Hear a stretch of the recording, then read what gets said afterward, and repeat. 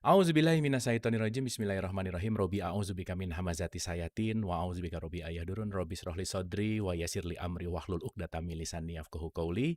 Assalamualaikum warahmatullahi wabarakatuh. Salam sejahtera untuk kita semua. Rahayu namaste, Om Swastiastu, Namo Buddhaya, dan salam kebajikan untuk kita semua.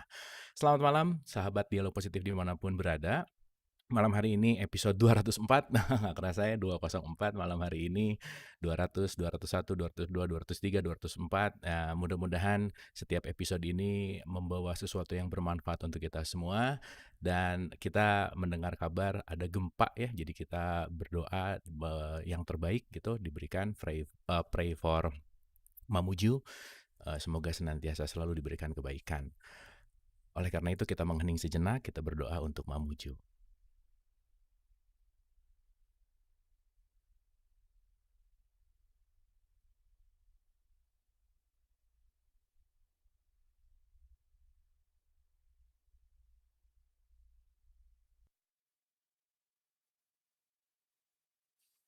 Amin, amin ya Allah ya Rabbal Alamin. Terima kasih.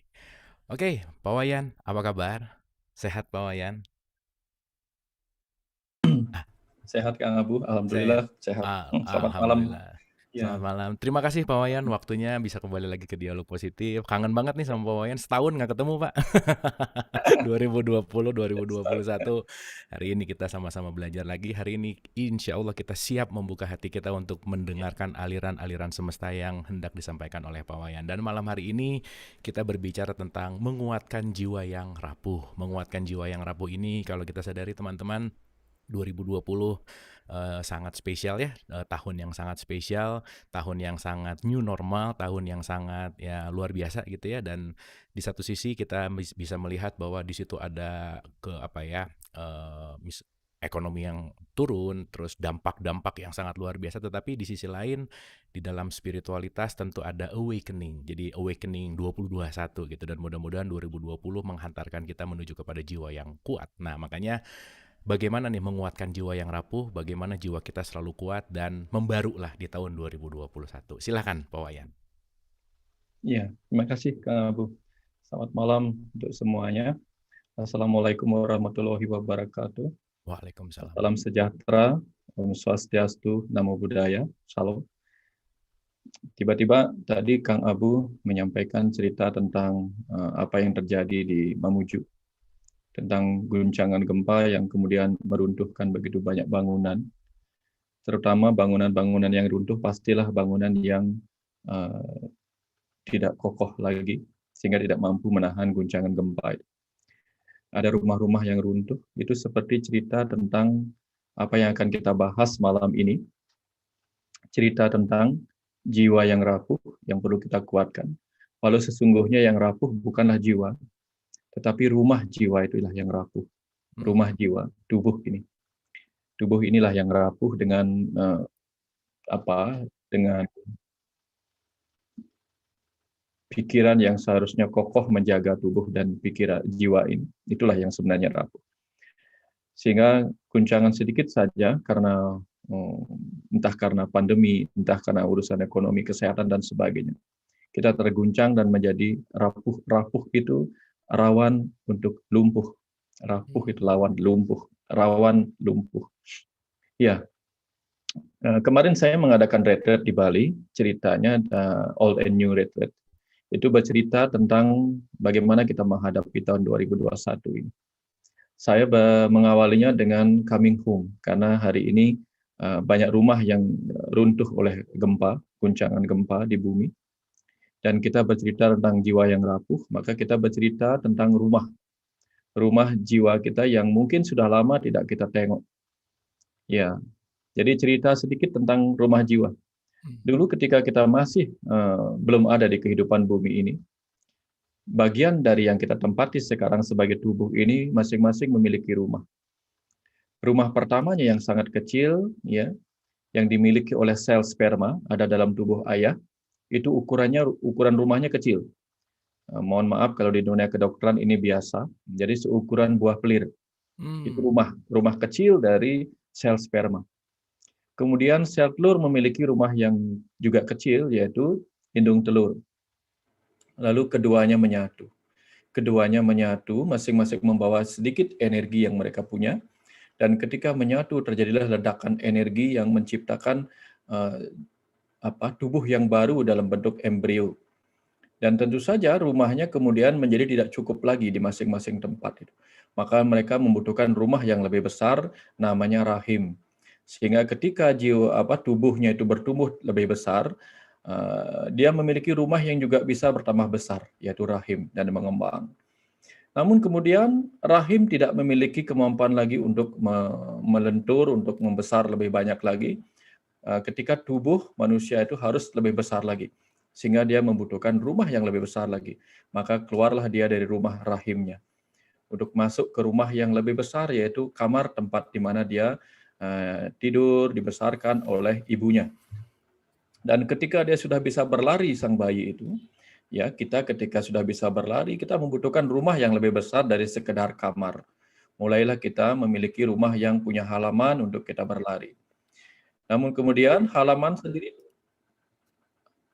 sendiri kemudian tidak cukup. Halaman rumah tidak cukup. Karena kita ingin beralih jauh lebih luas dari halaman rumah, maka kita membutuhkan halaman yang lebih luas, yaitu mungkin kampung kita, desa kita, kota kita, dan kemudian bahkan mungkin pulau kita, itu rumah kita berikutnya. Dan ketika tubuh dan pikiran kita mampu melakukan perjalanan lebih luas lagi, maka mungkin negara adalah rumah berikutnya.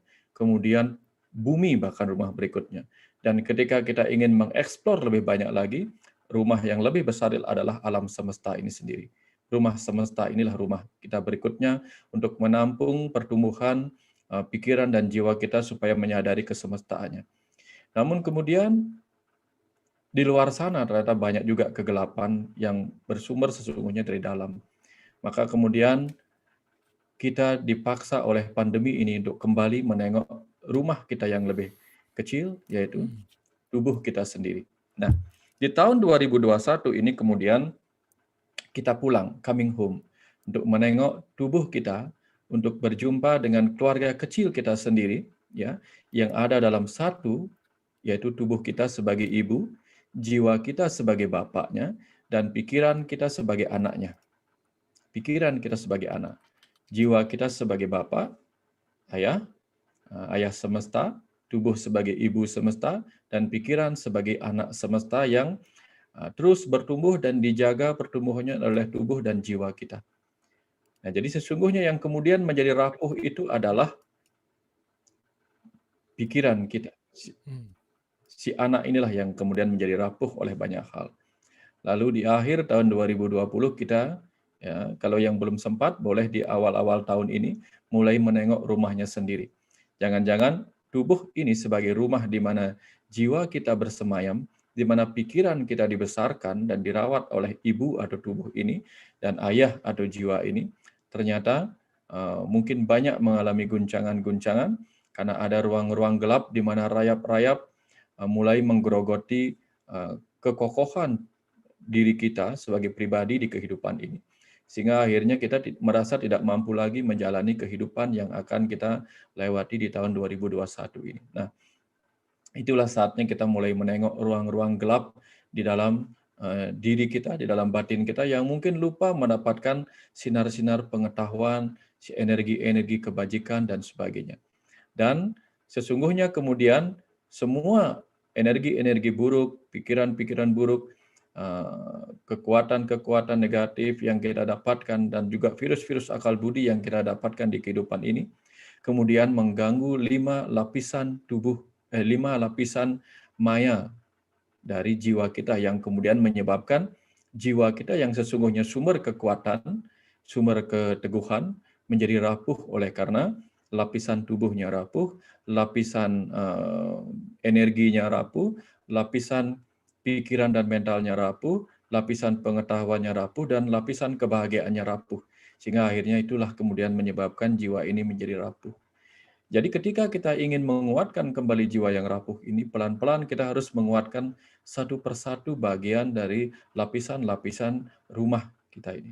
Yaitu lapisan tubuh, lapisan pikiran, lapisan energi, lapisan pengetahuan, dan lapisan kebahagiaan kita.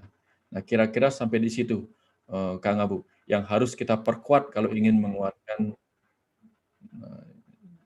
jiwa kita yang rapuh oleh keadaan ini.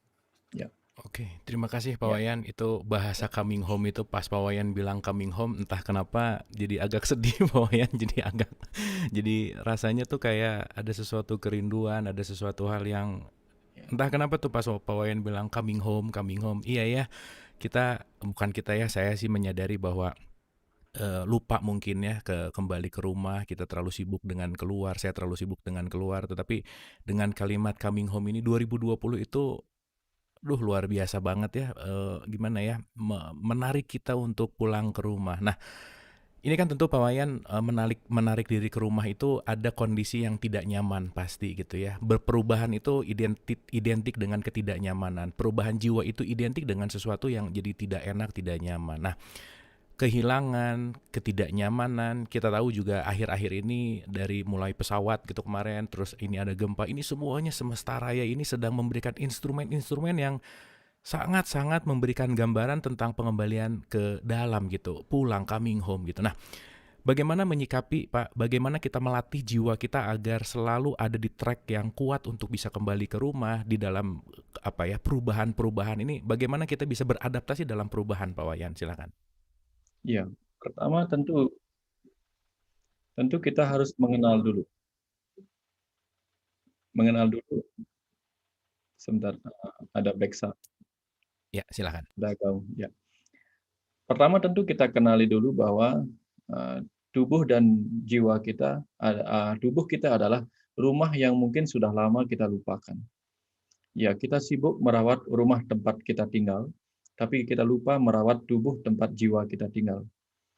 Dan kita sebagai pikiran, ya, lebih banyak main-main. Nanti di sesi terakhir nanti akan ada eh, aliran pesan dari jiwa kita sebagai ayah di dalam diri ini kepada pikiran kita sebagai anak yang sudah terlalu lama mengabaikan ayah dan eh, ibunya, yaitu tubuh ini. Nah, ibu ini adalah tubuh yang begitu lama merawat kita dari sejak bayi sampai saat ini.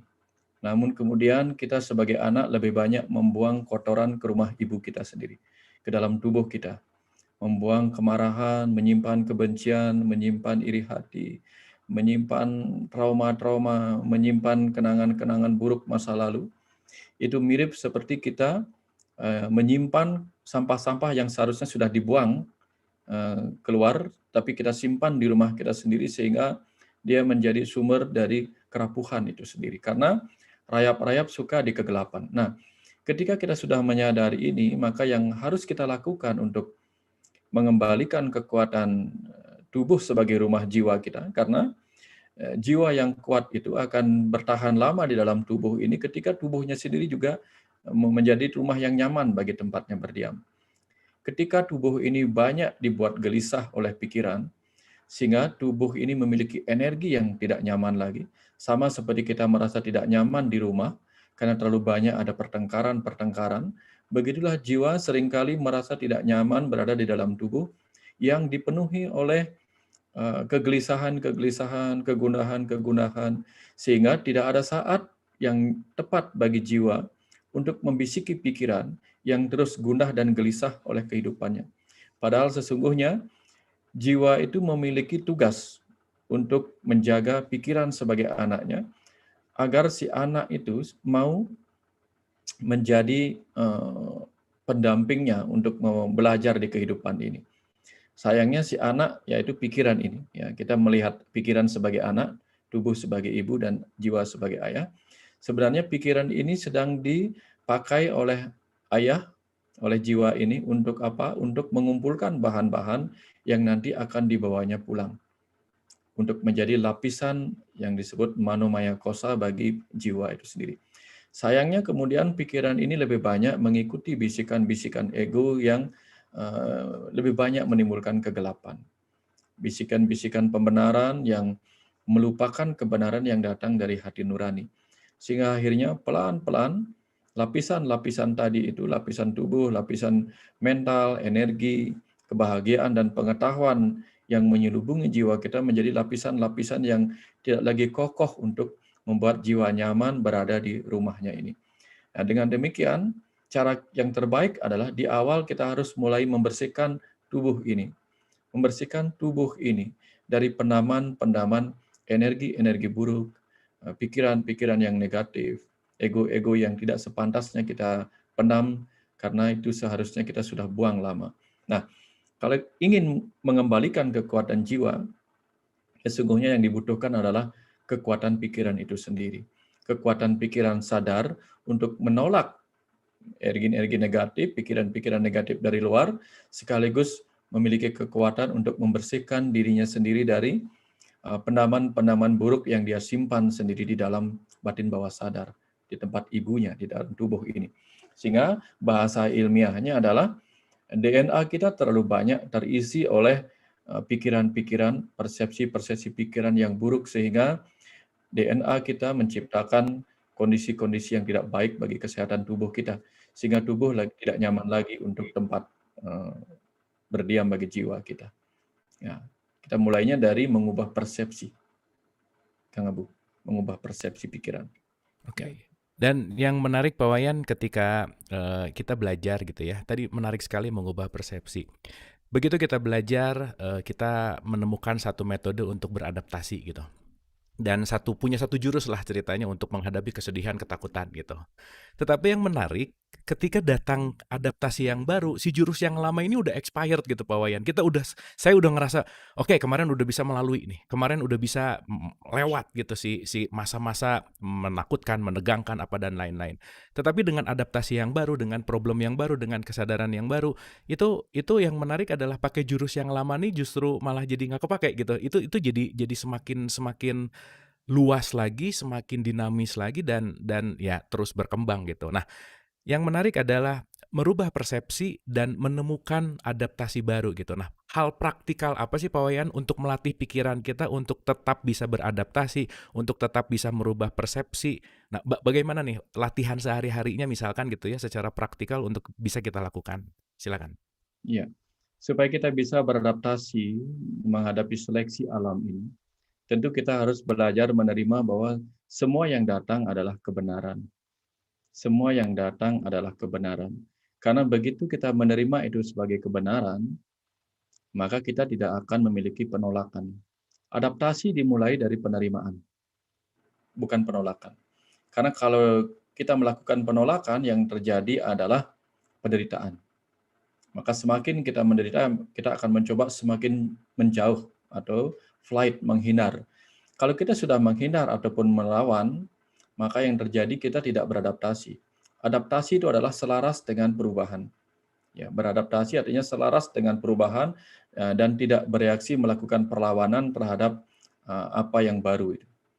Ya, misalnya ketika kita ada musim hujan, kita beradaptasi dengan hujan, kita tidak melarikan diri dari hujan, tetapi kita menggunakan kecerdasan kita untuk bagaimana menggunakan hujan itu sebaik-baiknya agar kita tidak basah, sekaligus kita bisa bepergian. Itu contoh kita beradaptasi dengan perubahan. Tapi selama ini kebanyakan kita karena tidak menerima bahwa hujan adalah kebenaran di musim hujan, akhirnya kita menolak. Kita marah-marah, dan akhirnya karena itu kita sebenarnya membiarkan diri kita tidak lolos kondisi alam ini. Kita tidak beradaptasi. Jadi orang yang mampu beradaptasi dengan perubahan lingkungan biasanya akan selalu nyaman dimanapun. Nyaman dalam kondisi apapun. Itu ciri-ciri orang beradaptasi. Dan dimulai dari penerimaan. Karena begitu diawali oleh penolakan, penolakan tidak akan menimbulkan adaptasi. Nah, contoh begini. Ketika di masa pandemi ini kita menolak virus, ya, tubuh kita menolak virus, maka tubuh kita akan melakukan perlawanan.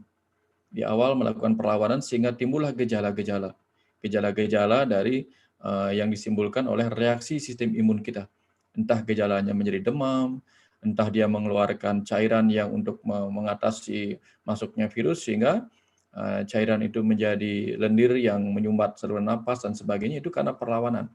Sementara di beberapa kondisi yang lain tidak ada perlawanan dan dia beradaptasi dengan keadaan itu. Sehingga dengan beradaptasi dia mampu bersahabat dengan keadaan itu. Sama seperti orang yang mampu beradaptasi dengan kondisi kelumpuhan. atau beradaptasi dengan kondisi di mana dia tidak mempunyai lengan. Contoh misalnya yang terkenal itu adalah Tony Melendez yang bisa beradaptasi dengan kondisi di mana dia tidak mempunyai kedua lengan, lalu dia gunakan kakinya untuk bermain gitar. Itulah contoh kemampuannya beradaptasi. Karena tubuh kita itu mempunyai kemampuan untuk menggunakan cara lain. Ya, orang buta beradaptasi untuk melihat dengan tidak lagi dengan matanya, melainkan dengan telinganya. Jadi dia mendapatkan informasi dari telinganya sehingga dia mengenali sesuatu walaupun dia tidak melihatnya. Ada orang buta dan tuli bisa mengenali sesuatu oleh vibrasi yang masuk melalui kulitnya. Nah, itulah yang disebut beradaptasi. Bagaimana dia bisa beradaptasi? Dimulai dengan penerimaan. Ya, karena kalau kita mulai dengan penolakan, penolakan kita akan menutup pintu potensi kita untuk beradaptasi dengan keadaan itu. Dimulainya dari situ. Praktisnya adalah dimulai dari belajar menerima keadaan. Oke. Belajar menerima keadaan. Ini waktu kita bicara ini langsung ada contoh real Pak Wayan. Ini di YouTube ada yang bertanya gini, ini menarik sekali nih. Kita bicara, ini ada pertanyaan. Saya baru mengalami musibah kehilangan adik bungsu. Sejak itu saya merasa begitu rapuh. Bagaimana menata hati untuk lebih kokoh lagi Pak Wayan? Nah, ini ada pertanyaan yang sangat praktikal. Nah, persepsi atau penerimaan. Nah, mungkin bisa lebih spesifik Pak Wayan, apalagi ini berbicara tentang adik, hubungan yang sangat dekat sekali, yang melekat gitu Pak Wayan. Nah, artinya di situ ada kemelekatan. Nah, bagaimana Pak untuk menghadapi ini? Silakan. Ya. Pertama tentu kita terima dulu bahwa kita layak dan wajar memiliki kesedihan. Itu yang pertama. Jangan membenci kesedihan, jangan membenci tangis kita yang keluar. Karena kehilangan itu memang menyakitkan. Kehilangan itu memang menyakitkan. Jadi pertama, terima. Jika ingin menangis, menangislah. Kemudian yang kedua, terima kenyataan bahwa pada akhirnya semua orang akan meninggalkan kehidupan ini. Terima kenyataan bahwa tidak perkara waktu, semua orang akan meninggalkan juga dunia ini. Kemudian terima kebenaran lainnya, bahwa kita masih diberikan waktu untuk kita syukuri, untuk kita gunakan sebaik-baiknya. Kemudian yang kedua, yang lain, kita terima kebenaran bahwa waktu bagi sang roh yang telah meninggalkan kehidupan ini sangatlah pendek di alam sana. Misalnya, dia meninggal sekarang dan kita mungkin meninggal 50 tahun lagi, ya. Kita menunggu 50 tahun lagi untuk bertemu dengan jiwa dari adik kita, keluarga kita, orang tua kita yang sudah meninggal. Namun di sana mereka menunggu kita dengan waktu yang sangat-sangat singkat. Jadi hanya beberapa waktu yang singkat mereka menunggu kita juga pulang. Sementara kita di sini menunggu lama untuk bisa berjumpa kembali dengan dia.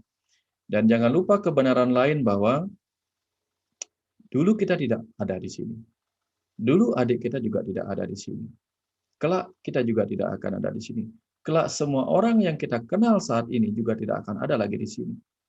Pada akhirnya, tak ada satupun yang akan kita ingat di kehidupan ini. Dan mungkin tidak semua orang akan mengingat kita lagi. Generasi-generasi setelah kita, ratusan tahun kemudian, kita mungkin akan terlupakan. Kecuali kita meninggalkan sebuah nama yang mungkin akan terus dikenang. Jika tidak, kita akan melupakan. Dan bahkan jika kita lahir kembali dalam kehidupan berikutnya, kita pun mungkin melupakan siapa diri kita di kehidupan sebelumnya. Sama seperti sekarang kita melupakan siapa diri kita di kehidupan sebelumnya. Ya, jadi semua akan kita lupakan. Tak ada satupun yang akan kita ingat. Sehingga membiarkan diri kita terlalu larut dalam ingatan itu. Ingatan yang kelak akan kita lupakan semua. Kita mungkin lupa apakah saya dulu di kehidupan sebelumnya bersaudara dengan Kang Abu, bisa jadi. Tetapi sekarang persaudaraan itu mungkin berbeda bentuknya. Ya, seperti itu kira-kira praktisnya adalah kita izinkan kebenaran itu menemui kita. Kebenaran bahwa kesedihan itu memang layak ditangisi, silahkan. Namun jangan izinkan berlama-lama, itu saja. Kira-kira seperti itu, Kang Abu. Oke, wah itu menarik banget waktu Pak Wayan tadi bilang bahwa kita dulu nggak ada, siapapun yang telah meninggalkan kita juga nggak ada, dan kita kelak juga akan seperti itu, dan mungkin 10 tahun, 50, 100 tahun juga kita akan dilupakan, bahkan diri kita melupakan diri kita sendiri di kehidupan yang akan datang gitu ya Pak Wayan. Itu dalam banget nih Pak Wayan. Saya jadi tergelitik Pak Wayan. Kalau dalam satu statement sederhana, Pak, ini karena ini sedikit nih, nyerempet-nyerempet berbicara tentang kematian. Makna kematian itu apa sih, Pak, sebetulnya, Pak? Kematian itu poinnya dan maknanya untuk kita bagi yang hidup itu apa sih gitu? Silakan, Pak Wayan. Kematian ada agar kita menghargai kehidupan.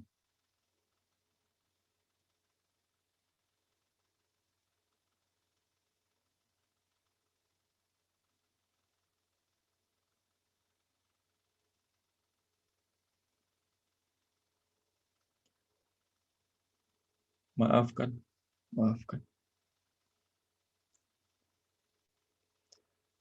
Maafkan dalam segala kuasa. Bahkan sang kuasa tak mampu menghentikan kematian yang harus terjadi. Maafkan. Namun kematian akan selalu menjadi tempat untuk menoleh pada kehidupan. Bahwa kematian ada untuk mengingatkan setiap yang hidup agar menghargai kehidupan. Jika kematian adalah bencana, maka kehidupan adalah berkah yang layak dijaga. Izinkan jiwa kita, pikiran kita, keadaan kita saat ini lebih menghargai kehidupan daripada membenci kematian. Jadi, pada sisa waktu yang masih ada, izinkan kita menghargai kehidupan yang masih tersisa. Izinkan kita menghargai waktu yang masih diberikan buat kita. Itulah makna hadirnya kematian. Tidak untuk menakuti, tetapi untuk membuat kita menghargai kehidupan dan orang-orang hidup yang masih ada bersama kita. Tapi maafkan, dalam kuasa yang tak terbatas, kematian yang harus terjadi akan terjadi, dan kehidupan yang masih akan berlangsung untuk dipelajari bagi setiap jiwa yang masih ada di kehidupan ini. Terima kasih. Terima kasih, Pak Wayan. Itu luar biasa ya, teman-teman, Ibu dan Bapak. Selama ini saya mayoritas gitu dalam dalam pengalaman ini bahwa melihat kematian itu adalah hal yang takut, hal yang mengerikan gitu. Kita diberikan informasi-informasi bahwa kematian itu nanti kelak seperti ini, seperti itu, dengan bumbu-bumbu ada siksa apa dan seterusnya. Tetapi sesaat kita mendengarkan Pak Wayan dengan aliran semestanya, saya rasa kita sama-sama setuju bahwa hati kita semua tergetar gitu ya. Hati kita semua seakan mendapatkan asupan yang sangat cerah, sangat bercahaya untuk bagaimana kita mensyukuri gitu, untuk bagaimana kita menyadari Sebentar, bahwa kematian itu hadir. Gimana Pak Wayan? sebentar Kang Abu. Iya. Bercerita tentang kematian, izinkan aliran pesan ini mengalir kembali. Iya. Bagi yang bertanya tadi.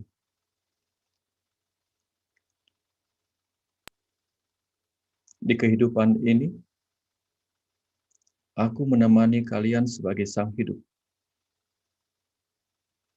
Dan di kematian nanti, aku pun menemani perjalanan kalian sebagai Ruh Agung yang akan menuntun kalian pulang. Di kehidupan ini aku menemani kalian sebagai tubuh yang kalian tempati, sebagai jiwa yang memberi hidup pada diri kalian, dan sebagai kecerdasan yang memberi kemampuan bagi pikiran kalian. Di kehidupan ini aku tak pernah menjauh dari kalian, selalu menemani kalian melewati kehidupan, melewati suka duka ini. Bahkan jika kalian masih memiliki waktu, akulah sang waktu itu yang sedang ada bersama kalian.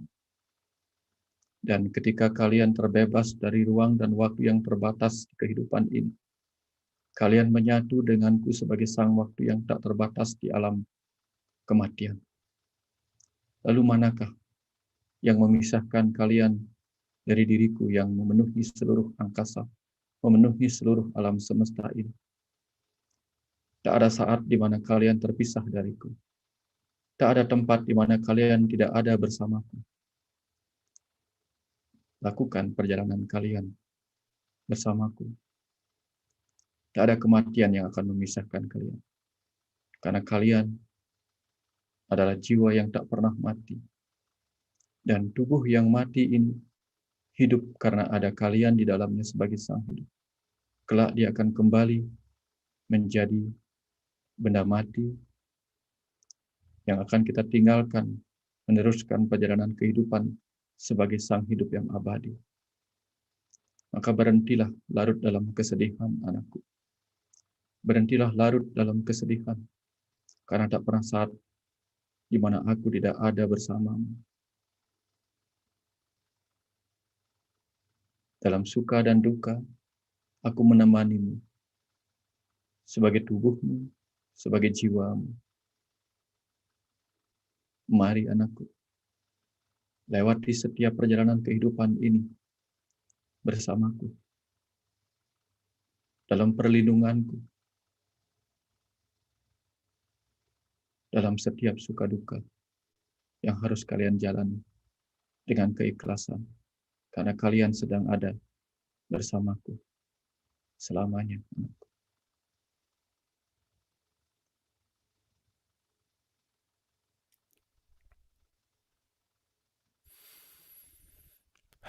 Terima kasih, Pak Wayan. Terima kasih. Terima kasih. Alhamdulillah, puji syukur. Teman-teman, sahabat dialog positif. Luar biasa ya. Luar biasa kita sangat apa ya? Sebenarnya susah untuk diucapkan dengan kata-kata, tetapi saya rasa kita sama-sama bisa merasakan satu kata sih yang paling tepat adalah rindu, Pak Wayan. Pak Wayan tadi menyatakan tadi adalah satu yang kerinduan, suatu hal yang ya mungkin ini bisa apa ya? Bisa memberikan satu contoh bahwa penguatan itu bukan dalam bentuk fisik gitu. Kita memiliki apapun, kita memiliki ilmu, kita memiliki apapun deh kita sebutin satu-satu gitu ya. Tetapi ini dengan kita berkumpul teman-teman, dengan kita berinteraksi, dengan kita sama-sama saling mau mendengar, saya rasa tadi ada kekuatan yang sangat kuat untuk jadi pede gitu menghadapi ini semua gitu Pak Wayan. Jadi apa ya? Merasa terobati gitu, merasa ada yang memeluk, merasa ada yang gimana ya? Ada sesuatu hal yang kalimat terakhir aku selalu bersamamu gitu yang kita selalu lupakan, yang kita kadang-kadang terlalu sibuk dengan permainan-permainan ini semua dan saya rasa ini luar biasa sekali gitu. Pak Wayan, terima kasih banyak telah membangunkan, memberikan spirit, memberikan kekuatan gitu. Dan saya rasa ini yang sangat kita butuhkan di saat ini dan ya menarik sekali bahwa tidak ada yang sia-sia, malam hari ini perlu terjadi dan harus terjadi, itulah kebenaran gitu. Terima kasih Pak Wayan, terima kasih yang sangat mendalam gitu. Luar biasa ya teman-teman. Luar biasa. Ini kayaknya malam hari ini kita banyak hening gitu. Malam hari ini kita banyak ke dalam gitu. Mudah-mudahan night to remember, malam ini ada sesuatu yang bisa kita ingat, kita bawa kekuatan ini untuk menghadapi hari esok gitu. Luar biasa, luar biasa. Mudah-mudahan, terima kasih sekali juga tadi yang bertanya gitu di YouTube, pop up pertanyaan itu yang mengarahkan kita ke hidup tuh momen gitu ya. Hidup tuh, saya menyadari tadi Powen berbicara waktu adalah aku gitu. Hidup adalah momen itu sendiri dan ya kita nggak punya besok, nggak punya kemarin gitu. Kita hanya memiliki hari ini gitu. Sekali lagi terima kasih Pak Wayan, luar biasa sekali. Mungkin berikutnya kita menyadari bahwa kematian adalah pengingat gitu ya untuk menghargai kehidupan gitu Pak Wayan. Hal yang paling simpel Pak Wayan, sederhana aja. Apa sih menghargai hidup itu bagaimana gitu Pak Wayan? Silakan. Bersyukur. Ya. Bersyukur adalah cara menghargai kehidupan. Lalu menjaga tubuh ini sebagai berkah bagi jiwa adalah cara bersyukur, cara berterima kasih. Ya, itu. Karena sesungguhnya bagi setiap jiwa yang penuh bakti kepada Tuhannya, sesungguhnya menjaga tubuh adalah menjaga Tuhan. Menjaga jiwa adalah menjaga Tuhan. Jika ingin membela Tuhan yang Maha Kuasa, belalah jiwa kita agar tidak terkotori oleh ego-ego negatif dari dalam diri kita. Tidak usah menjaga jiwa yang lebih besar. Tidak usah menjaga Tuhan sebagai jiwa semesta raya. Jagalah jiwa kita sebagai Tuhan bagi semesta kecil yang sedang ada dalam tubuh kita. Jaga jangan sampai pikiran-pikiran kita mengotori kesuciannya. Jangan menjaga kitab suci yang disucikan. Karena tubuh kita adalah kitab suci tertua yang ditulis oleh Tuhan itu sendiri. Jagalah kitab suci ini. Jagalah tubuh ini sebagai kitab suci yang dititipkan untuk perjalanan jiwa kita di kehidupan ini. Tidak usah menjaga yang lain. Jaga Tuhan dalam diri kita. Jaga kitab suci dalam diri kita. Dan jaga diri kita sebagai pikiran agar tidak terkotori oleh emosi-emosi dan energi-energi yang akan menodai kesucian jiwa kita. Percikan Tuhan yang ada dalam diri kita. Itulah cara kita menghargai berkah kehidupan ini.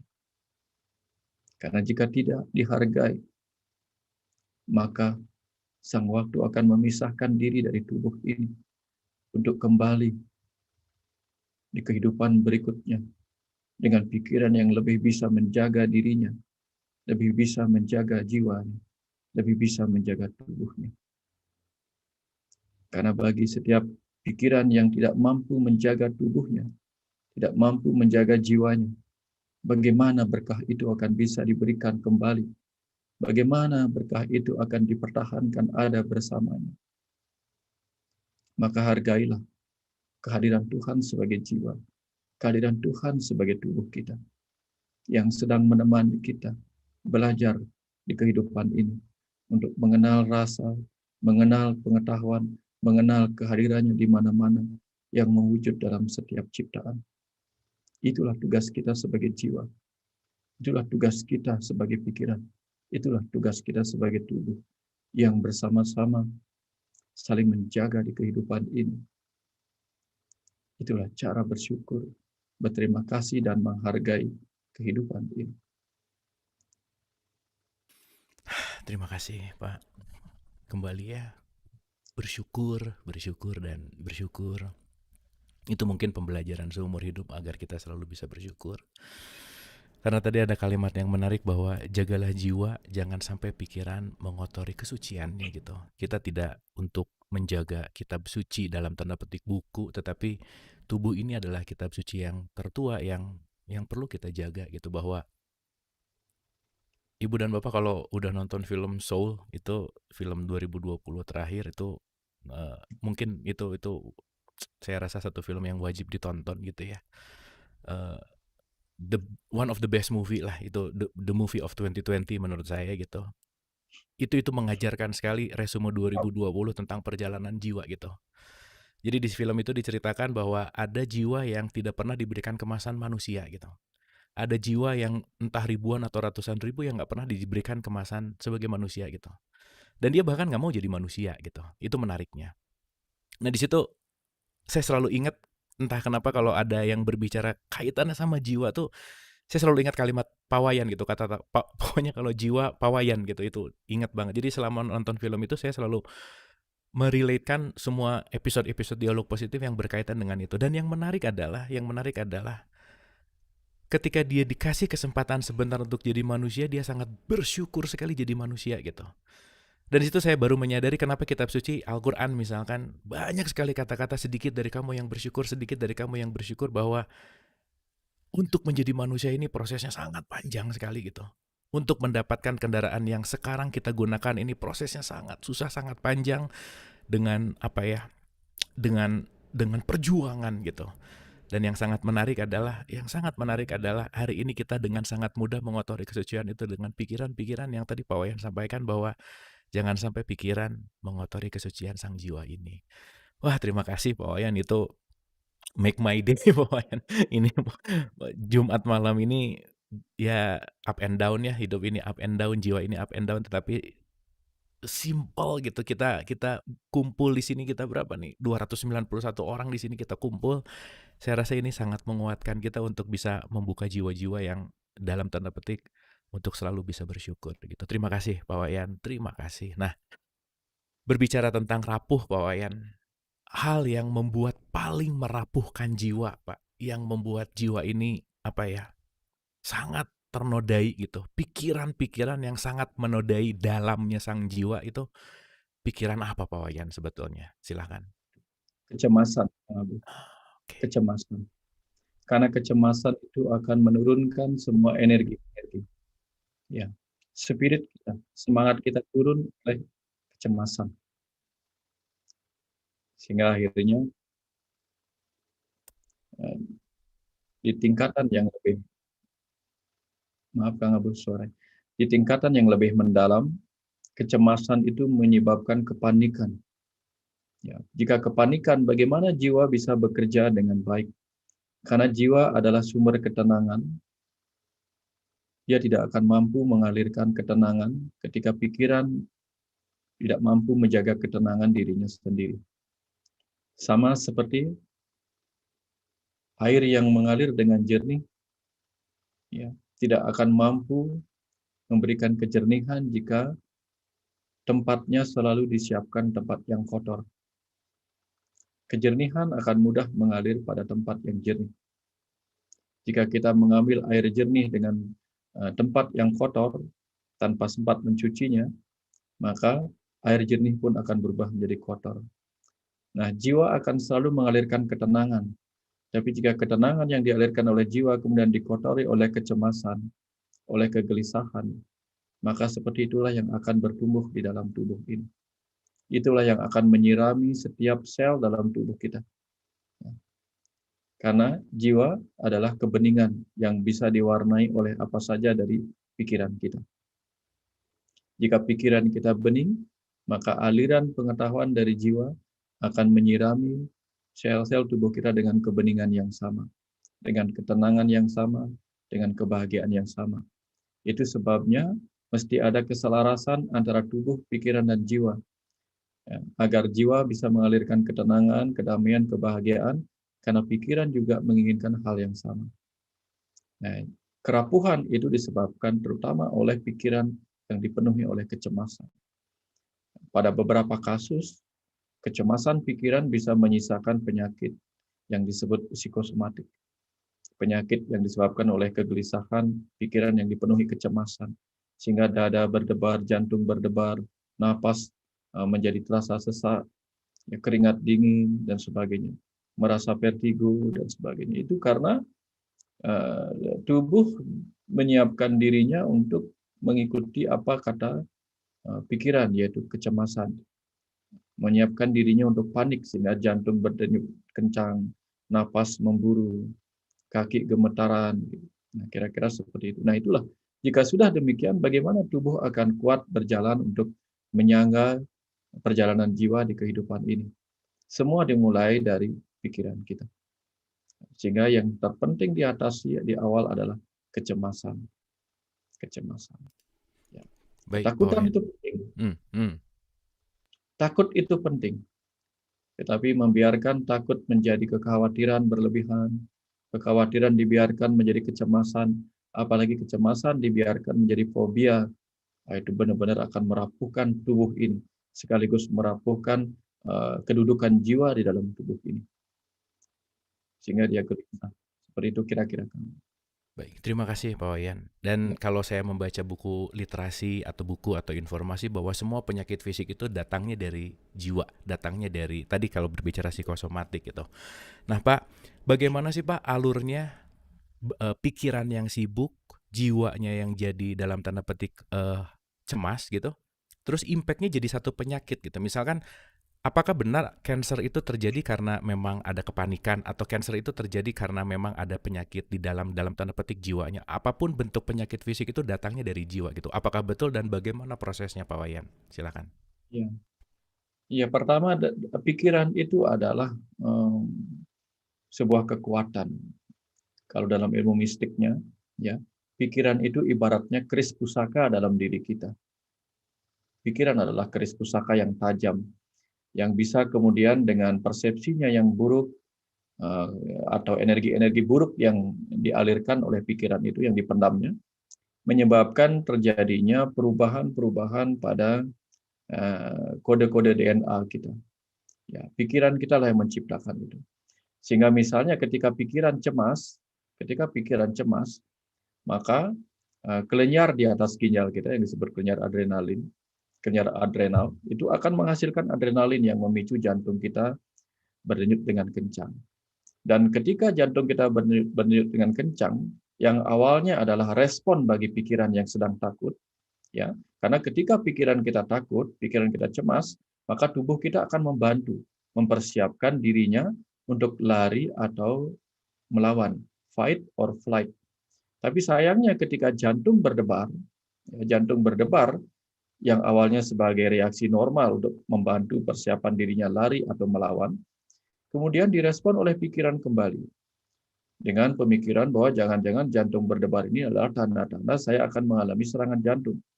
Nah, kembali pikiran yang tadinya cemas, yang sudah didukung oleh jantung yang berdebar, malah kembali menganggap jantung berdebar sebagai gejala-gejala awal. Nah, pertama cemaslah dia oleh penyakit jantung.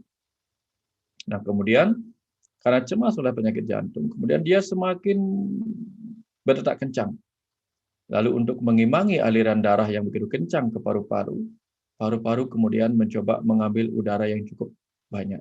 Sehingga dia membutuhkan napas yang lebih memburu kadang-kadang atau napas yang lebih mendalam. Dan kemudian pikiran menganggap dirinya sedang sesak. Nah, kembali lagi pikiran cemas oleh kejadian di paru-paru. Padahal paru-paru sedang melakukan proses untuk mengimbangi aliran darah yang kencang ke paru-paru. Nah, kemudian lambung merasa tubuh ini akan sedang mempersiapkan diri untuk melakukan perlawanan dan melarikan diri tadi. Sehingga dia mempersiapkan diri untuk menambah energi. Maka dia siapkan asam lambung untuk memperbaiki atau mencerna kalau ada makanan yang masuk sebagai sumber energi. Akhirnya asam lambung meningkat. Asam lambung yang meningkat inilah kemudian menimbulkan rasa tambah perih di ulu hati. Dan ini kemudian menambah kecemasan. Jadi pikiran yang cemas menciptakan gejala pada tubuh, lalu gejala pada tubuh direspon kembali sebagai tambahan kecemasan. Dan akhirnya ini menjadi lingkaran setan yang terus-menerus. Dan tubuh yang kemudian terus-menerus mendapatkan reaksi-reaksi stresor yang mendalam dari dalam dirinya sendiri, kemudian menimbulkan perubahan-perubahan di tingkat seluler, bahkan di tingkat DNA kita. Nah, itu sebabnya mungkin terjadi mutasi-mutasi di dalam kecerdasan DNA kita yang kemudian merespon apa yang dipikirkan oleh pikiran. Contohnya misalnya begini, jangan-jangan saya sakit jantung, jangan-jangan saya kena kanker paru-paru sehingga saya sesak, jangan-jangan saya begini. Nah, jangan-jangan itu kemudian direspon oleh tubuh untuk menciptakan apa yang dipikirkan oleh pikiran kita sendiri akibat kecemasan itu. Inilah yang kemudian menjadi lingkaran setan. Jiwa kemudian tidak mampu lagi. Karena apa? Pikiran adalah presiden di dalam tubuh ini. Pikiran adalah presiden yang mengendalikan hampir 100 triliun sel dalam tubuh kita. Sehingga jika pikiran memiliki kecemasan berlebihan, kemarahan, kebencian, dan sebagainya, itulah perintah yang harus diikuti oleh sel-sel tubuh kita yang cerdas ini. Itu sebabnya jika ingin mendapatkan tubuh yang sebagai rumah yang kuat dan kokoh bagi jiwa kita, saatnya pikiranlah memulai dengan mengokohkan dirinya, meneguhkan dirinya, menguatkan dirinya, menenangkan dirinya, agar lingkaran setan dari dalam tidak mengguncang kita dari dalam. Kira-kira seperti itulah situasi di mana lingkaran setan terjadi. Ya, Baik, kira-kira terima gitu. kasih Pak Wayan. Jadi ujungnya itu menarik ya, pikiran adalah kekuatan, pikiran adalah keris pusaka, pikiran adalah presiden yang dia jadi komando 100 triliun sel. Dan iya ya, ketika pikiran itu jadi kompleks gitu ya, jadi cemas. Tadi Pak Wayan menyampaikan ada kelenjar adrenalin di situ, nanti nyambung ke apa namanya, masuk ke ulu hati gitu ya, tadi asam lambung, dan itu jadi berputar-putar dan semakin buruk, semakin buruk, semakin buruk gitu. Dan kalau itu tidak disadari, itu tidak akan bisa berhenti ya Pak Wayan. Kesadaranlah yang akan nanti menghentikan itu. Nah, akhirnya ini jadi banyak pertanyaan Pak Wayan. Ini pertanyaannya jadi similar nih, pertanyaannya banyak di YouTube maupun di Zoom ini nih. Bagaimana cara supaya tidak cemas? Kadang cemas membuat kita bergerak untuk maju, kalau tidak hidup terlalu santai. Bagaimana membalance-nya? Bagaimana cara menjaga pikiran agar tetap seimbang, tidak cemas dan tidak mengotori jiwa ketika seseorang mendapat ancaman atau teror yang berturut-turut? Serupa juga pertanyaan ini ada di YouTube Pak Wayan. Jadi poinnya adalah balancing antara presiden nih ya dengan yang dikendalikannya, balancing antara bagaimana pikiran dengan jiwa gitu. Silakan Pak Wayan. Ya, awalnya pikiran hanya takut. Pikiran hanya takut oleh sebuah objek. Jadi karena dia pikiran, dia takut pada sebuah objek. Yang dia pahami objek itu menakutkan. Takut pada kematian, takut pada penyakit. Dia mengenal itu. Tapi kemudian ketika rasa takutnya terpendam di batin bawah sadarnya, di setiap kecerdasan sel dalam tubuhnya, disitulah ketakutan berubah menjadi kecemasan. Sehingga ketika ketakutan sudah menjadi sebuah program kecemasan di batin bawah sadar atau di kecerdasan setiap sel tubuhnya, disitulah kemudian pikiran seringkali tidak sanggup lagi melakukan menganulir perintah-perintah.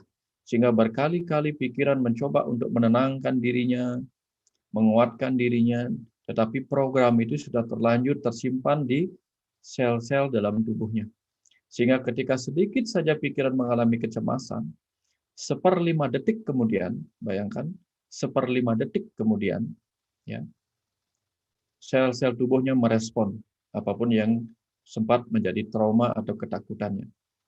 Nah, inilah yang menyebabkan semakin sulitnya pikiran itu mengubah dirinya menjadi lebih tenang. Karena programnya sudah ada di batin bawah sadar, di kecerdasan sel-selnya. Sehingga cara yang paling bagus dilakukan adalah menengok kembali sel-sel kecerdasan sel-sel itu untuk memperbaikinya langsung dari batin bawah sadar itu sendiri. Caranya tentu saja dengan mengizinkan pikiran sadar ini terhubung dengan pikiran bawah sadar atau kecerdasan bawah sadar yang berkuasa pada setiap sel tubuh kita. Nah, caranya adalah satu, turunkan gelombang pikiran kita dari sibuk, ya, di gelombang sibuk yaitu beta ke gelombang alfa theta atau meditatif. Karena hanya dengan itu pikiran kita akan terbebas dari bisikan-bisikan ego negatif yang menambah ketakutannya, yang menambah kesibukannya.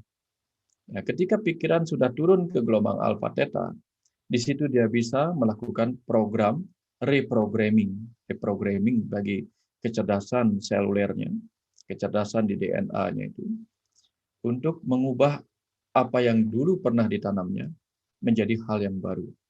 Nah, salah satu contoh yang paling gampang adalah nanti malam sebelum tidur bagi mereka yang mengalami kecemasan, nanti malam sebelum tidur.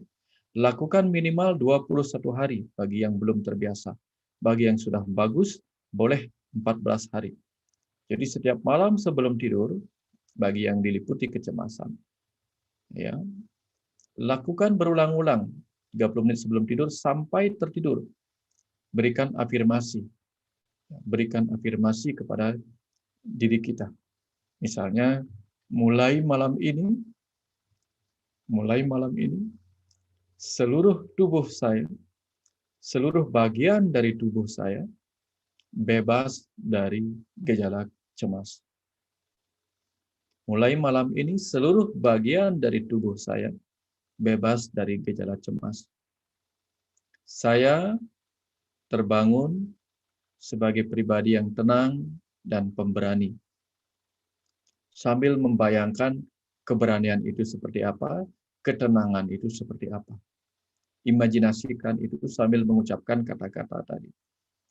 Rasakan kita berani menghadapi apa saja yang dulu kita takuti. Misalnya kita cemas terhadap penyakit, rasakan kita mendengar berita-berita tentang penyakit dan kita baik-baik saja. Rasakan kita membaca cerita tentang penyakit, tetapi kita tenang-tenang saja. Rasakan denyut jantung kita membaik, normal semuanya. Nah, imajinasi dan afirmasi itulah yang akan membantu kita memperbaiki di tingkat seluler kita, sehingga tidak ada lagi respon. Ya. Karena respon di tingkat seluler itu seperti refleks. Refleks ketika kita takut kepada api, takut kepada sengatan listrik, nah seperti itu. Jadi refleks itu kita ubah di level seluler dengan mengucapkan afirmasi dan imajinasi. Seperti itu. Lakukan berulang-ulang sampai tertidur. Sehingga nanti akan terbawa ke batin bawah sadar kita. Kenapa butuh 14 atau minimal 21 hari?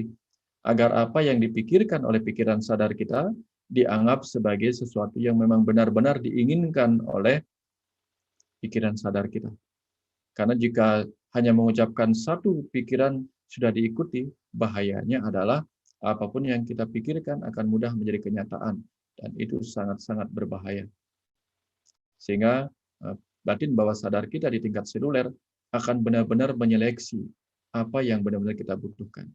Jika kita mengulang-ulang keinginan bahwa kita ingin bebas dari cemas dan menjadi pribadi yang tenang dan pemberani, maka setiap sel-sel kita, sel kelenjar, sel jantung, sel paru-paru akan menenangkan dirinya sendiri. Begitulah respon dari sel-sel kita. Karena sel-sel kita memiliki kecerdasan. Disitulah Tuhan ada sebagai kecerdasan batin bawah sadar. Pada jiwa dia ada sebagai kecerdasan atas sadar. Pada pikiran dia ada sebagai kecerdasan sadar.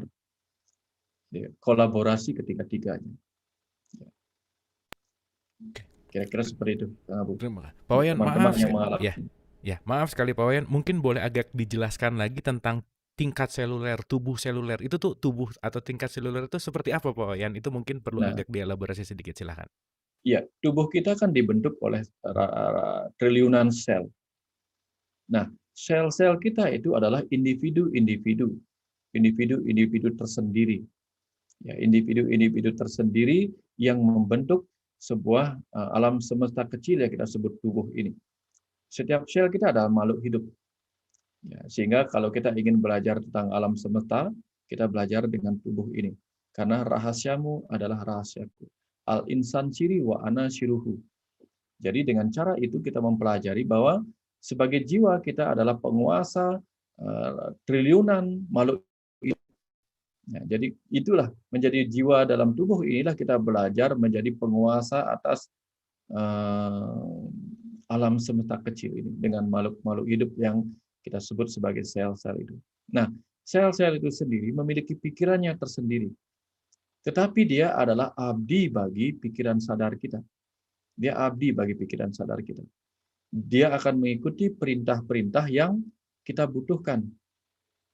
Sehingga kalau kita inginkan kesuksesan, perintahkan. Tubuh kita ini setiap selnya melakukan perbaikan dan membentuk kesuksesan kita di masa depan.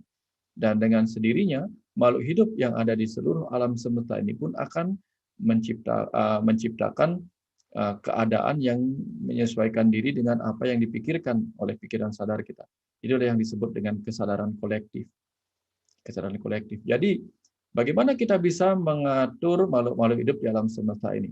Latihannya adalah belajar mengatur makhluk-makhluk hidup dalam tubuh kita yang disebut sebagai sel-sel hidup ini. Ya, bicara dengan tubuh kita, bicara dengan jantung kita, karena jantung kita dipenuhi oleh sel-sel hidup yang membentuk organ jantung. Paru-paru kita dibentuk oleh sel-sel paru-paru. Bicaralah sebagai pikiran sadar. Berikan dia kebaikan-kebaikan, energi-energi positif. Nah, itulah yang kita lakukan. Kita berbicara seakan-akan kita berbicara kepada rakyat kita sendiri sebagai presiden. Ya, jadikan diri kita sebagai pikiran yang berkuasa atas alam semesta yang dipenuhi oleh rakyat-rakyat berupa sel-sel itu. Di dalam sel kita ada DNA. Di dalam DNA kita ada atom. Di dalam atom ada kecerdasan. Itulah Tuhan sebagai kecerdasan semesta tak terbatas yang berdiam di setiap ruang kosong pada atom itu sendiri. Nah, jadi ketika kita ingin bicara sama Tuhan untuk kesehatan tubuh kita, bicaralah pada Tuhan yang ada sebagai kecerdasan semesta tak terbatas di setiap DNA yang berkuasa atau memprogram setiap sel tubuh kita. Kepada itulah kita berdoa. Ya. Kita seringkali berdoa kepada Tuhan yang ada di luar, tapi lupa berdoa kepada Tuhan yang ada pada setiap sel tubuh kita. Ketika kita minta kepada tubuh kita atau ibu ini, dan juga kepada jiwa kita atau ayah kita, maka kecerdasan atas sadar dan kecerdasan bawah sadar akan memenuhi apapun yang kita inginkan. Saya sudah membuktikan sendiri. Ketika saya memiliki sebuah tumor seukuran kelereng yang sudah saatnya 20 tahun saya pelihara dan ingin saya operasi, saya bedah, saya katakan seperti itu. Mulai malam ini tumor itu hilang dari tempatnya. Sambil saya membayangkan tempat tumor itu ada, lalu saya bayangkan tumor itu tidak ada di tempatnya. Saya lakukan 14 hari dan di hari ke-15 tiba-tiba tanpa sadar tumor itu pecah. Tanpa perdarahan isinya keluar dan 3 hari kemudian kulitnya menutup. Tidak ada perdarahan. Bagaimana itu terjadi saya juga tidak mengerti. Tapi saya percaya kejadiannya adalah sel-sel tumor itu melakukan tugasnya. Karena apa? Karena di dalam diri kita ada Tuhan sebagai pencipta, sebagai pemelihara, dan sebagai pelebur. Tuhan sebagai kecerdasan semesta tak terbatas ada di dalam setiap sel kita sebagai pencipta sel-sel baru, pemelihara sel-sel yang sudah tercipta, dan melebur sel-sel yang sudah menua dan mati. Jadi ketika kita bicara pada kecerdasan semesta atau Tuhan dalam diri kita, mintalah apa yang ingin kita lebur, apa yang ingin kita ciptakan, apa yang ingin kita pelihara. Bicaralah pada kecerdasan yang ada sebagai Tuhan dalam setiap sel kita. Nah, kira-kira seperti itu Kang Abu situasinya. Ini ilmu khusus sebenarnya. Oke, Pak Wayan, terima kasih banyak. Wah, itu luar biasa ya tentang selular itu, bahwa indah sekali Pak Wayan mengatakan di dalam sel itu ada DNA, di dalam DNA itu ada atom, di dalam atom itu ada kecerdasan tidak terbatas, dan disitulah Tuhan di dalam konsep kecerdasan tidak terbatas gitu ya, dalam kesadaran yang lebih luas gitu. Dan Pak Wayan memberikan contoh dengan experience-nya tentang tumor tadi gitu, bahkan ya itu tadi ketika kita bisa dan mampu, dan ya saya rasa itu berlaku untuk semua orang kan ya Pak Wayan ya. Semua orang ketika Ya, bersungguh-sungguh bisa ya Pak Wayan ya. bisa. Ya, karena kadang-kadang ya gini kan Pak Wayan ya, skeptikalnya pikiran gitu ya. Itu sih nggak mungkin, itu di luar nalar, itu di luar apa. Nah, yang justru malah membuat itu tidak terjadi itu adalah lawan dari pikiran kita. Apakah begitu Pak Wayan? Persis. Karena Hmm. begitu kita menutup diri terhadap kecerdasan dalam diri kita, itulah kafir. Itulah kafir. Kita menutup diri terhadap kehadiran Tuhan dalam diri kita sebagai kecerdasan. Maka bagaimana kita bisa mendapatkan manfaat dari potensi luar biasa yang dimiliki. Maka terlahir dalam tubuh manusia itu berkahnya luar biasa. Karena kita diberikan berkah yang luar biasa berupa pikiran sadar ini. Itulah kekuatan yang luar biasa yang membuat kita bisa mengenalinya, mengenali kehidupan ini, memahami rencana-rencana kehidupan ini, melakukan apa saja. Ya, cuman sayangnya banyak yang bertanya, saya sudah melakukan ini, kenapa gagal? Nah, karena seringkali kegagalan itu disebabkan oleh ketidakyakinan itu sendiri. Sementara kekuatan kita harus berkolaborasi, ya. Tidak cukup kekuatan saja tanpa keyakinan. Keyakinan adalah energinya, ya. Keyakinan adalah energinya. Kemudian kecerdasan kita untuk menciptakan apa yang kita inginkan itu adalah arsiteknya, ya. Arsitek tanpa tukang yang bekerja tidak akan ada gunanya. Jadi dibutuhkan kekuatan berupa keyakinan, ya. Makanya dibutuhkan gabungan antara pikiran dan perasaan. Gabungan antara pikiran dan perasaan. Pikiran yang cerdas akan mampu menciptakan apa yang diinginkan dalam bentuk blueprint tentang apa yang ingin diciptakan di masa depan bagi tubuh, bagi pikiran, bagi jiwanya, bagi kehidupannya. lalu perasaan akan menjadikan seakan-akan imajinasi itu sudah terjadi. Nah itu. Nah, bagaimana perasaan yang yakin bisa, bagaimana kejadian itu bisa menjadi nyata bila keyakinan tergantikan oleh keraguan-raguan. Nah, keraguan-raguan bahwa ini tidak mungkin terjadi, ini tidak mungkin, bagaimana itu terjadi. Saya selalu menceritakan apa yang saya alami. Bagaimana menyembuhkan psikosomatik adalah cerita dari apa yang sering saya lakukan. Bagaimana menyembuhkan diri saya dari alergi bersin-bersin, ya, setiap musim hujan seperti ini. Saya lakukan dan berhasil di tahun 1998 sampai saat ini. Hilang. Ya. Jadi apa yang saya ceritakan adalah apa yang sudah saya praktekkan. Saya tidak akan menceritakan apa yang belum saya buktikan sendiri. Bahwa ketika kita ingin menciptakan sesuatu di masa depan kita, itu pun bisa dipakai. Nah, itulah caranya. Bagaimana kemudian kita mengatakan jiwa kita rapuh? Karena sesungguhnya yang rapuh adalah pikiran kita yang tidak sadar pada kekuatannya sendiri. Sadarilah kekuatan pikiran kita. Karena pikiran sadar kita adalah berkah yang mengagumkan. Ya, ya. Hanya pikiran sadarlah, kekuatan Tuhan yang bisa secara sadar kita gunakan. Hanya pikiran sadar. Hanya pikiran sadar. Sementara kekuatan Tuhan sebagai kecerdasan atas sadar jiwa kita atau kecerdasan bawah sadar tubuh kita tidak akan mampu kita benar-benar kendalikan kecuali kita memang memiliki kemampuan untuk mengendalikan kekuatan Tuhan sebagai kecerdasan sadar yang memang diberikan hak untuk kita jadikan sebagai kehendak bebas ini. Free will ini. Jadi free will-nya diberikan kepada pikiran sadar kita. Untuk apa? Untuk menciptakan, memelihara, bahkan melebur. Nah, kira-kira seperti itu, Kang Abu. Ya, Terima kasih Pak Wayan. Wah, ini berat. Luar biasa Pak, berat. terima kasih. Ini harus dicerna baik-baik. Oke, sebelum Harus kita red ini. harus Harus retret. red. Iya Pak, mudah-mudahan bisa ke Bali Pak dalam waktu ya pengen banget, tapi ya mudah-mudahan bisa dipermudah, mudah-mudahan ya ada waktunya, ada kesempatannya.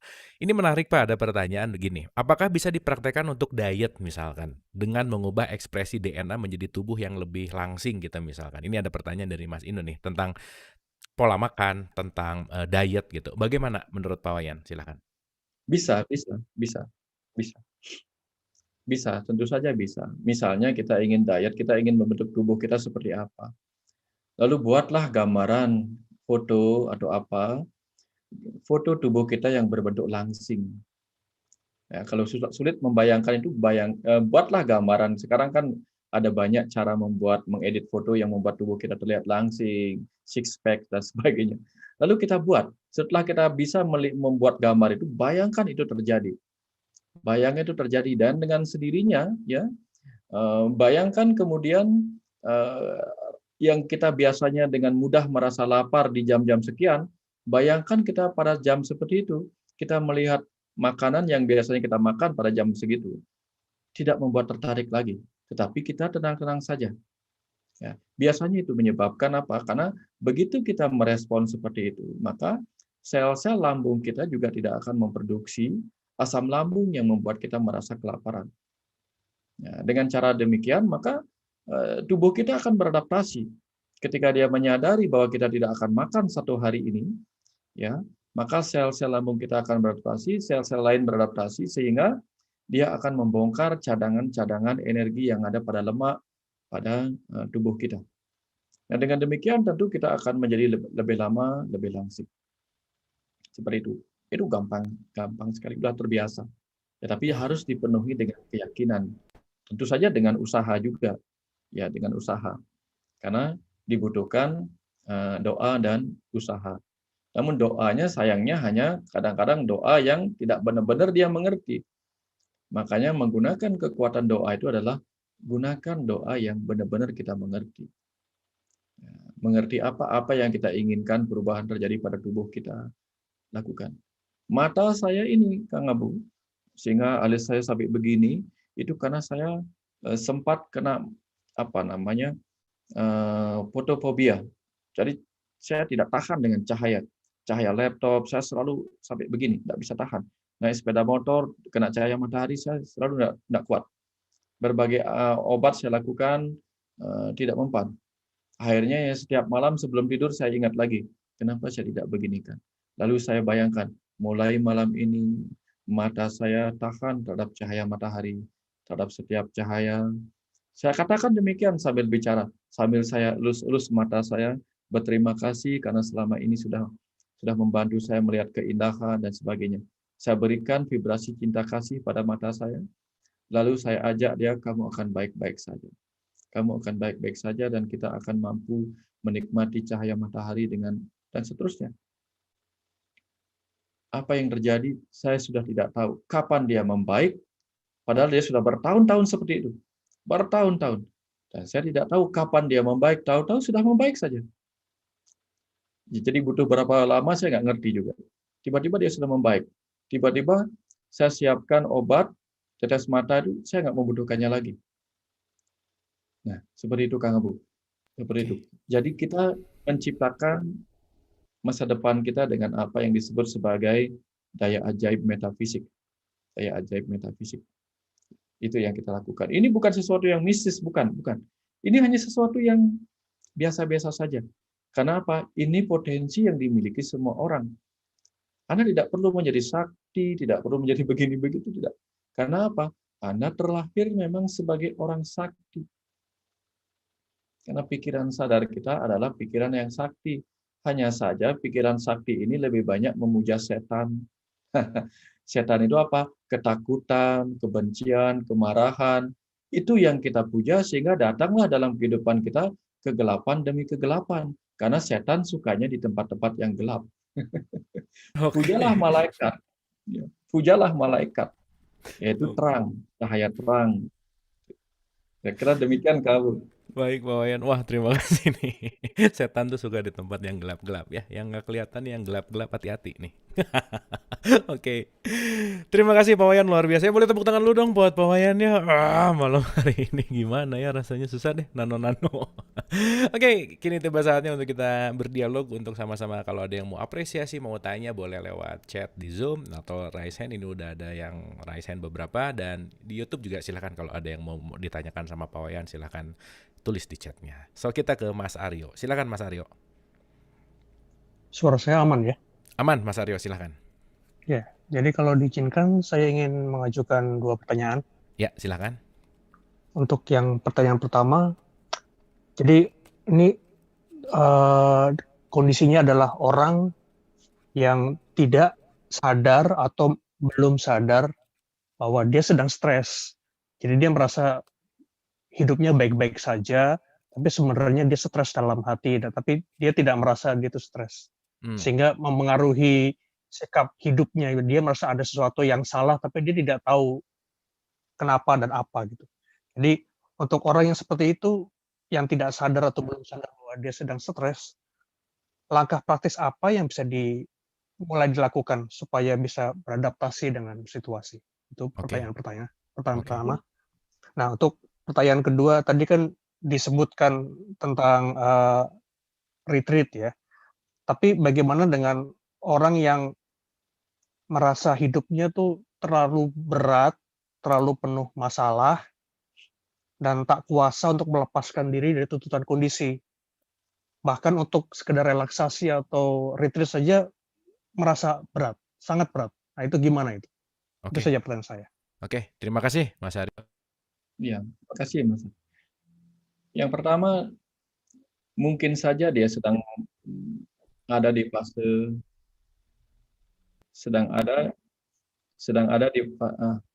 mungkin Mas Aryo masih hidup. Baik, silakan Pak Wayan. Ya, mungkin saja orang itu sedang ada di fase penyangkalan atau denial. Sehingga dia mencoba untuk mengatakan dirinya baik-baik saja. Kadang-kadang di fase denial itu kita menyangkal bahwa diri kita sedang mengalami stres.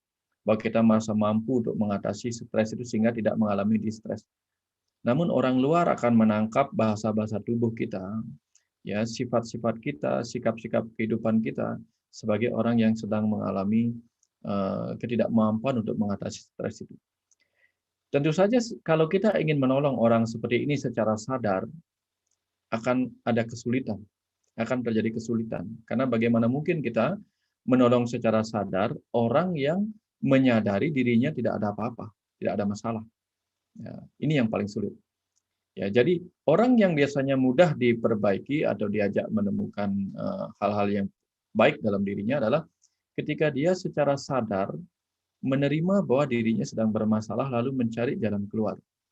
Sama dengan kita tidak mungkin menyuapi makanan pada orang yang tidak lapar. Karena dia secara sadar akan menolak dirinya tidak lapar. Nah, itu sulitnya. Apapun yang kita lakukan. Nah, lalu apa yang bisa kita lakukan jika secara sadar kita tidak bisa memperbaikinya? Bisa kita lakukan dengan cara berimajinasi. Saya sering melakukan ini. Ketika ingin memperbaiki seseorang, saya lakukan sebelum tidur. Saya bayangkan orang itu bertemu dengan seseorang yang kemudian dia anggap memiliki otoritas pada dirinya, yang kemudian dia percaya penuh apa kata orang itu. Dan ketika orang itu mengatakan bahwa dirinya sedang mengalami distress, dan dia meyakininya. Nah, kan kadang-kadang orang itu tidak mempercayai satu orang, dua orang, tapi dia mempercayai satu orang lainnya. Nah, bayangkan dia secara metafisik kita bayangkan orang itu bertemu dengan orang yang mungkin akan dia percaya yang mengatakan bahwa dia membutuhkan bantuan. Nah, kira-kira seperti itu. Itu kita lakukan kalau dengan secara sadar kita mengalami kesulitan untuk mengingatkan orang itu. Lakukan secara imajinatif, secara metafisika. Dan itu cara yang mudah. Karena nanti dia akan bertemu dengan orang yang tepat untuk mengingatkannya.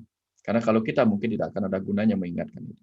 Nah, kemudian yang kedua, bagaimana caranya supaya kita bisa atau orang itu bisa mengikuti retret supaya dia mengalami ini.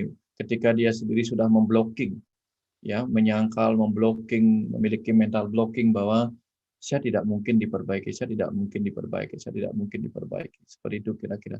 Nah, bagaimana caranya mengingatkan orang seperti itu? Orang yang sudah putus asa seperti itu. Nah, kadang-kadang kita bisa memberikan contoh keteladanan.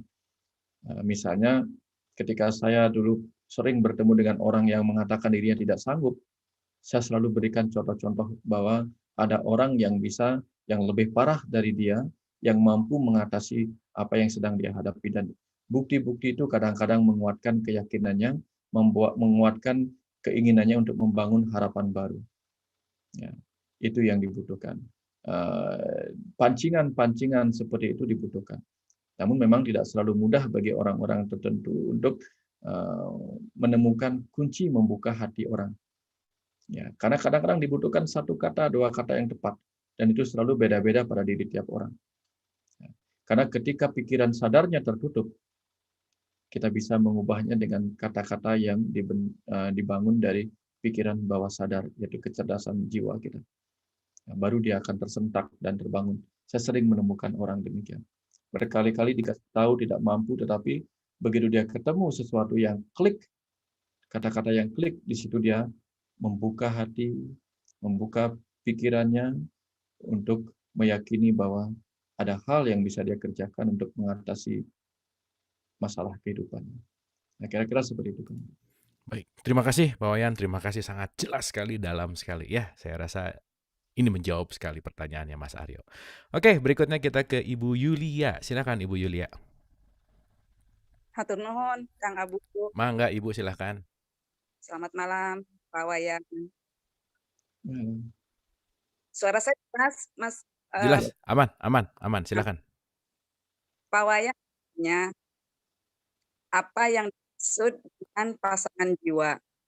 Apakah pasangan jiwa seorang itu adalah istrinya atau sebaliknya? Kemudian bagaimana kalau pasangan ini berpisah? Yang terakhir, bagaimana pasangan jiwa ini setelah masing-masing meninggal dunia gitu, Pak Wayan. Terima kasih. Hanya itu aja. Selamat malam. Selamat malam, terima kasih. Pertanyaannya simpel tapi jelek banget nih ya, ini dalam nih, pasangan jiwa. Baik, saya akan resumekan dulu. Tadi statementnya adalah apa pasangan jiwa, apakah itu pasangan kita, dan bagaimana jika berpisah, dan bagaimana setelah meninggal pasangan jiwa kita seperti apa gitu. Silakan Pak Wayan. Ya. Pasangan jiwa. Ada yang menyebut pasangan jiwa itu sebagai apa istilahnya itu ya? Kan begini, Tuhan itu tunggal. Ya, kita mulai dari jiwa yang maha agung, Tuhan itu tunggal. Dan ketika dia tunggal, dia tidak bisa melihat sisi lain dari dirinya. Sama seperti kita bercermin. Untuk bisa melihat diri kita, kita membutuhkan cermin. Nah, cermin itulah pasangan diri kita. Ya, karena dengan bercermin kita bisa melihat diri kita. Nah, karena walaupun sesungguhnya kita satu, jika kita tidak membelah diri kita, kita tidak akan melihat diri kita dari sudut yang lain. Nah, yang jiwa yang tunggal itu kemudian memercik menjadi belahan-belahan jiwa. Jadi Tuhan itu memercik menjadi bermiliar-miliar, bertriliun-triliun belahan jiwanya yang menjadi percikan-percikan jiwa dalam dirinya, yang kemudian kalau disederhanakan dia memercik menjadi dua, yaitu jiwa yang maskulin dan jiwa yang feminim. Jiwa yang maskulin dan jiwa yang feminim. Di kehidupan bumi kemudian dia terlahir menjadi wanita dan terlahir menjadi laki-laki untuk belajar mengenali sisi-sisi lain dari dirinya. Nah, kemudian dalam proses itulah kemudian dia belajar terus menyatukan dirinya. Ya, Tuhan menjadikan dirinya sebagai yang dualitas itu, ya, yang maskulin, yang feminim, yang tak berwujud dan yang berwujud. Lalu keduanya menyatu. Yang tak berwujud sebagai jiwa menyatu dengan yang berwujud sebagai tubuh, melahirkan anak bernama pikiran. Kemudian yang jiwa yang bersifat maskulin menyatu dengan yang feminim, ya, ada dalam tubuh wanita dan tubuh laki-laki menyatu untuk menghasilkan anak. Sehingga seorang anak itu akan dibesarkan dengan rasa oleh ibunya dan rasio oleh ayahnya. Jadi pasangan jiwa itu adalah pasangan yang dia ajak bersama-sama untuk mempelajari kemanunggalannya di suatu ketika nanti. Ya, jadi perutnya. Kadang-kadang pertama dia lahir sebagai orang lain yang kemudian belajar menyatu sebagai suami istri. Ketika dia gagal, dia menyatu sebagai belajar menjadi orang tua dan anak. Ketika gagal, dia belajar lebih jauh lagi sebagai saudara. Ketika dia gagal menyatu sebagai saudara, dia menjadi sepupu. Ketika dia gagal menyatu sebagai sepupu, dia bahkan bisa menjadi teman. Nah, kadang-kadang setelah menjadi teman, di situ dia merasa teman layaknya saudara. Baru dia pelan-pelan menyatu kembali, sampai kemudian pasangan jiwa itu ketemu kembali di dalam satu kehidupan sebagai suami istri, yang saling memahami, saling menyatu, kemudian bisa menyatukan kedua sifatnya. Jadi yang membuat mereka sama-sama belajar. Yang laki-laki bisa belajar sifat feminim, yang wanita bisa belajar sifat maskulin. Jadi yang menyatulah rasa dan rasio, saling empati, disitulah kemudian dia bisa mengalami pembelajaran-pembelajaran. Nah, itu ketika pasangan jiwa itu bergerak sebagai suami istri, sebagai orang tua dan anak, dan sebagainya. Lalu ada juga pasangan jiwa, ya pasangan yang disebut pasangan. Kalau di sekolah pasangannya adalah guru dan murid. Nah, guru dan murid juga adalah pasangan jiwa. Jadi pembimbing dan yang dibimbing. Ya, gelap dan terang adalah pasangan. Guru dan murid adalah juga pasangan. Nah, kadang-kadang guru dan murid datang dalam kehidupan ini bisa sebagai teman, bisa sebagai orang jauh, yang tujuannya sama-sama untuk bertumbuh, sama-sama bertumbuh. Ya. Guru belajar menjadi guru dari muridnya, murid belajar menjadi murid dari gurunya. Dan mereka terus bertumbuh dan terus bertumbuh. Nah, itu. Bagaimana kemudian ketika salah satu pasangan jiwanya sudah pergi? Ada beberapa kemungkinan. Ketika salah satu pasangan jiwanya pergi, ada kemungkinan salah satunya sedang diberikan ruang untuk bertumbuh, terbebas dari ketergantungan kepada pasangannya. Ya. Karena hanya dengan membebaskan diri dari ketergantungan itulah jiwa itu akan bertumbuh matang, bertumbuh mandiri. Karena selama dia terus-menerus bersama pasangannya, dia mirip seperti pelatih dan yang dilatih, murid dan guru yang tidak pernah memisahkan diri sehingga murid selalu tergantung pada guru dan guru selalu tergantung pada muridnya. Di situ tidak ada kemandirian. Nah, jadi keterpisahan itu mempunyai tugas untuk mengizinkan jiwa bertumbuh menuju kemandirian dan kematangannya masing-masing. Nah, jadi apakah itu sebuah bencana? Tidak, ya, tidak bencana. Ya, itu hanya sebuah momentum untuk kembali kepada proses kemandirian itu sendiri. Nah, kira-kira seperti itu. Nah, kira-kira seperti itu. Baik, terima kasih Pak Wayan. Itu dalam juga, Pak. Itu harus diulang-ulang ya. Oke, terima kasih Pak Wayan. Menarik tentang Esa, Maha Esa itu tidak bisa melihat dirinya, bagian dari feminin dan maskulin itu semuanya satu kesatuan. Saya rasa ini sangat menjawab pertanyaan ya. Mudah-mudahan bisa diresapi dan kita bisa menemukan maknanya. Terima kasih Ibu Yulia. Berikutnya, wah ini nih dilewat aja gitu ya ini ya. Oke, silakan Bu Intan. Iya. Ya, selamat Waduh, malam beliau ya. Bu Intan Penampilan beda ya, Bu Farid. 2021 Islami banget ya Bu Intan nih. Dapat pencerahan nih kayaknya nih. Mau cerita dulu ya beliau ya. Sebetulnya saya lagi agak down nih hari ini. Jadi tadi seharian kita ngikutin ada meninggal teman saya yang dulunya dia tuh di RUT TVRI, namanya Pak Yazirwan Uyun. Nah, beliau tuh selain direktur tapi teman saya juga. Teman dan kena COVID, udah sembuh pulang ke rumah, kena stroke. Ya, tapi dalam keadaan masih positif.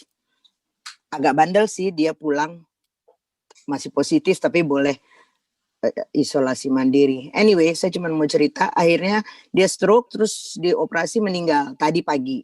Jadi seharian tadi saya ngikutin pemakamannya, terus malam ini tadi barusan saya pasang dua. Ada Beli Wayan, ada tahlil.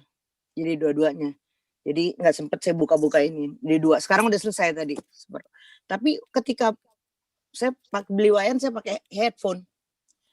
Ketika Beli Wayan ngomong tentang kematian, ini kita lagi tahlil ngomongin tentang Iwan kan di sebelah dengan ratusan. Temannya tuh ratusan. Dia orangnya baik sekali, dermawan. Semuanya loves him. Anyway, terus Beli Wayan ngomong tentang kematian begini-begini. Saya tuh jadi bilang, waduh, kok bisa klop banget gitu ya. Keluarganya kehilangan. Saya ngomong dalam perkawinan, dalam ini. Tapi saya sama beliau tuh bisa juga soulmate loh. Dalam pekerjaan. Karena dia orang sangat dekat sekali sama saya. Nah, jadi pertanyaan saya sebetulnya itu sudahlah, itu tadi kan cuman mau kasih cerita aja. Tapi sebenarnya pertanyaan saya, kapan kita bisa tahu untuk berdoa, untuk diri sendiri maupun untuk orang, agar kita bisa menghilangkan penyakit atau musibah yang ada gitu. Misalnya dalam diri gitu, ada kesedihan tadi, kecemasan ya. Menghilangkan, terus gimana caranya? Pakai afirmasi, kapan kita bisa tahu kita udah dapat atau belum gitu. Apa kita terus saja nggak usah expect anything, terus saja sampai kayak Beli Wayan kan, saya nggak tahu tiba-tiba mata saya sembuh gitu. Nah itu kapan gitu kita bisa berdoa? Ya. Oh, oke. Terhadap itu. Oke. Thank you. Oke, thank you Bu Intan. Thank you Bu Intan. Terima kasih banyak. Turut berduka cita juga Bu Intan. Terima kasih. Yes. Thank you. Oke, silakan Pak Wayan. Jadi pertama waktunya adalah menjelang tidur. Ya, waktunya menjelang tidur dilakukan 14 sampai 21 hari. Juga pada saat bangun pagi di hari yang sama. Bangun pagi rasakan itu sudah terjadi. Dan setelah kita melakukan 21 hari atau 14 hari, sudah lepaskan, biarkan. Disitulah mulai kita belajar tentang kepasrahan dan keikhlasan. Kepasrahan, karena apa? Kita sudah melakukan yang terbaik. We already do the best, and then let nature do the rest. Ya, kita sudah melakukan yang terbaik, lalu biarkan sisanya dilakukan oleh tubuh kita. Dan tugas kita adalah tidak meng-cancel, tidak menganulir apa yang sudah kita lakukan. Dan seringkali yang terjadi adalah ketika kita sudah bersusah payah melakukan selama 14 hari atau 21 hari, lalu kita tidak sabar menunggu hasilnya, kadang-kadang di sini godaan muncul. Muncullah pikiran berkata begini, kok doa saya tidak tercapai ya? Jangan-jangan ini tidak akan terjadi. Nah, tepat pada saat kita mengatakan itu, kita sedang menganulir doa kita sendiri. Dan itu akan di-cancel. Dan kita harus mengulangi lagi. Jadi inilah ajaran Islam tentang kepasrahan mendalam itu. Setelah kita membangun doa yang selaras dengan tubuh, pikiran, dan jiwa kita, lalu yang kita pahami doa itu sesuai dengan afirmasi dan yang kita butuhkan, setelah itu tugas kita adalah melepaskan anak panah itu menuju sasaran harapan yang sudah kita bangun, tanpa mengganggunya lagi dengan ketidakyakinan, keraguan-raguan, atau anulir yang tidak penting, dengan mengatakan rasanya kok tidak mungkin terjadi. Jadi tugas kita sudah selesai. Ya, tugas kita memperbaiki nasib sudah selesai. Perkara apa yang terjadi itu adalah perkara takdir. Jika kita sudah menginginkan membangun harapan terjadinya A, tapi pada akhirnya yang terjadi adalah B, itu adalah takdir. Tapi jika itu bukan takdir kita, maka apa yang kita lakukan akan membangun takdir di masa depan itu sebagai nasib kita. Kira-kira seperti itu. Jadi lakukan itu setiap malam dan pagi setelah bangun, 14 atau 21 hari, lalu yakini itu akan terjadi tanpa pernah menganulir lagi di kemudian hari. Baik. Terima kasih Pak Wayan, terima kasih. Ya, kita coba malam hari ini ya, sama-sama ya. Bismillah, semangat. Oke. By the way, Pak Wayan, itu sangat nyambung sekali sama private message yang masuk gitu. Apakah afirmasi itu dilakukan untuk beberapa kali sekaligus? Apakah bisa gitu, Pak? Atau harus satu dulu fokus baru nanti ke berikutnya? Atau bisa sekaligus misalnya 5 afirmasi, 6 afirmasi? Silakan Pak Wayan. Biasanya yang paling bagus itu adalah satu afirmasi. Dulu ketika saya mengalami banyak gejala akibat ya sebagai seorang yang akan menceritakan ini, alam itu membuat saya harus menderita lebih dulu. Selalu demikian. Apapun yang akan saya ceritakan, saya dibuatnya menderita lebih dulu. Sehingga kalau sudah mengalami, maka saya akan bisa menceritakan pengalaman itu. Dan ketika saya mengalami gejala psikosomatik ini, yang saya tahu itu psikosomatik, dan saya tahu ini apa, yang saya tahu jalan keluarnya, tapi kemudian saya gelisah juga, ya. Kemudian saya dikasih tahu oleh semesta bahwa saya harus mengalami itu. Lakukan. Dan akhirnya ketika saya sembuh sendiri, baru saya diketawain oleh pembimbing saya dari alam sana. Diketawain. Kenapa? Kamu harus mengalaminya sendiri supaya bisa menceritakan. Okay. Dan apa yang terjadi pada saat itu? Lambung saya sering sekawa, itu sakit gitu. Jantung saya sering berdebar, napas saya memburu seperti ini. Dan apa yang saya lakukan setiap malam itu, masing-masing saya lakukan seminggu ada 2 minggu. Ketika saya memperbaiki lambung saya katakan, mulai malam ini asam lambung saya normal. Mulai malam ini asam lambung saya normal. Itu saya lakukan. Setelah saya lakukan 2 minggu, saya pindah ke paru-paru saya. Saya katakan, mulai malam ini paru-paru saya bernapas lega dan normal. Terus begitu. Setelah 2 minggu, saya lakukan lagi kepada jantung saya. Setelah 2 minggu, saya lakukan kembali kepada kepala saya yang sering tiba-tiba vertigo. Dan apa yang terjadi? Setelah saya selesai melakukannya, satu persatu hilang. Dan apa yang saya alami selama 2 tahun tiba-tiba menghilang dalam tempo 2 bulan, semuanya clear. Dan setelah saya sadar itu tiba-tiba menghilang semuanya, di situ saya diketawain. Ketawain karena kebingungan sendiri oleh kecemasan saya, baru saya diketawain dengan kata-kata, ya kamu harus mengalami penderitaan itu agar bisa menyembuhkan orang yang menderita. Oke. Seperti itu Kang Abu. Oke, Pak, ini sih pertanyaan dari saya langsung nih, Pak. Pak Wayan masih suka cemas nggak sih, Pak? Suka ada cemas nggak sih, Pak? Iya. Sekarang enggak. Sekarang nggak ya? Oke. Dulu saya pemberani. Saya pemberani. Artinya orang nekat. Oke. Dulu mendaki gunung, puasa biasa. Orang suara saya bergema, Kak. Oh, Mungkin sebentar. ya, dulu orang kalau mendaki gunung itu merangkak, saya malah berlari. Ya, Gunung Rinjani itu saya mendaki sambil puasa, sehingga saya melangkah satu demi satu langkah tanpa ada rasa takut. Nah, dan ketika saya memiliki rasa takut rasa pemberani yang tak ketulungan, itu bahkan ketika bom Bali 2 itu meletus, saya melompati tas ransel yang disangka di dalamnya ada bom. Saya lompati dan saya berharap kalau itu adalah bom dan waktunya singkat, saya akan peluk bom itu untuk menyelamatkan orang lain. Itu kejadiannya. Tidak tahu dapat keberanian dari mana.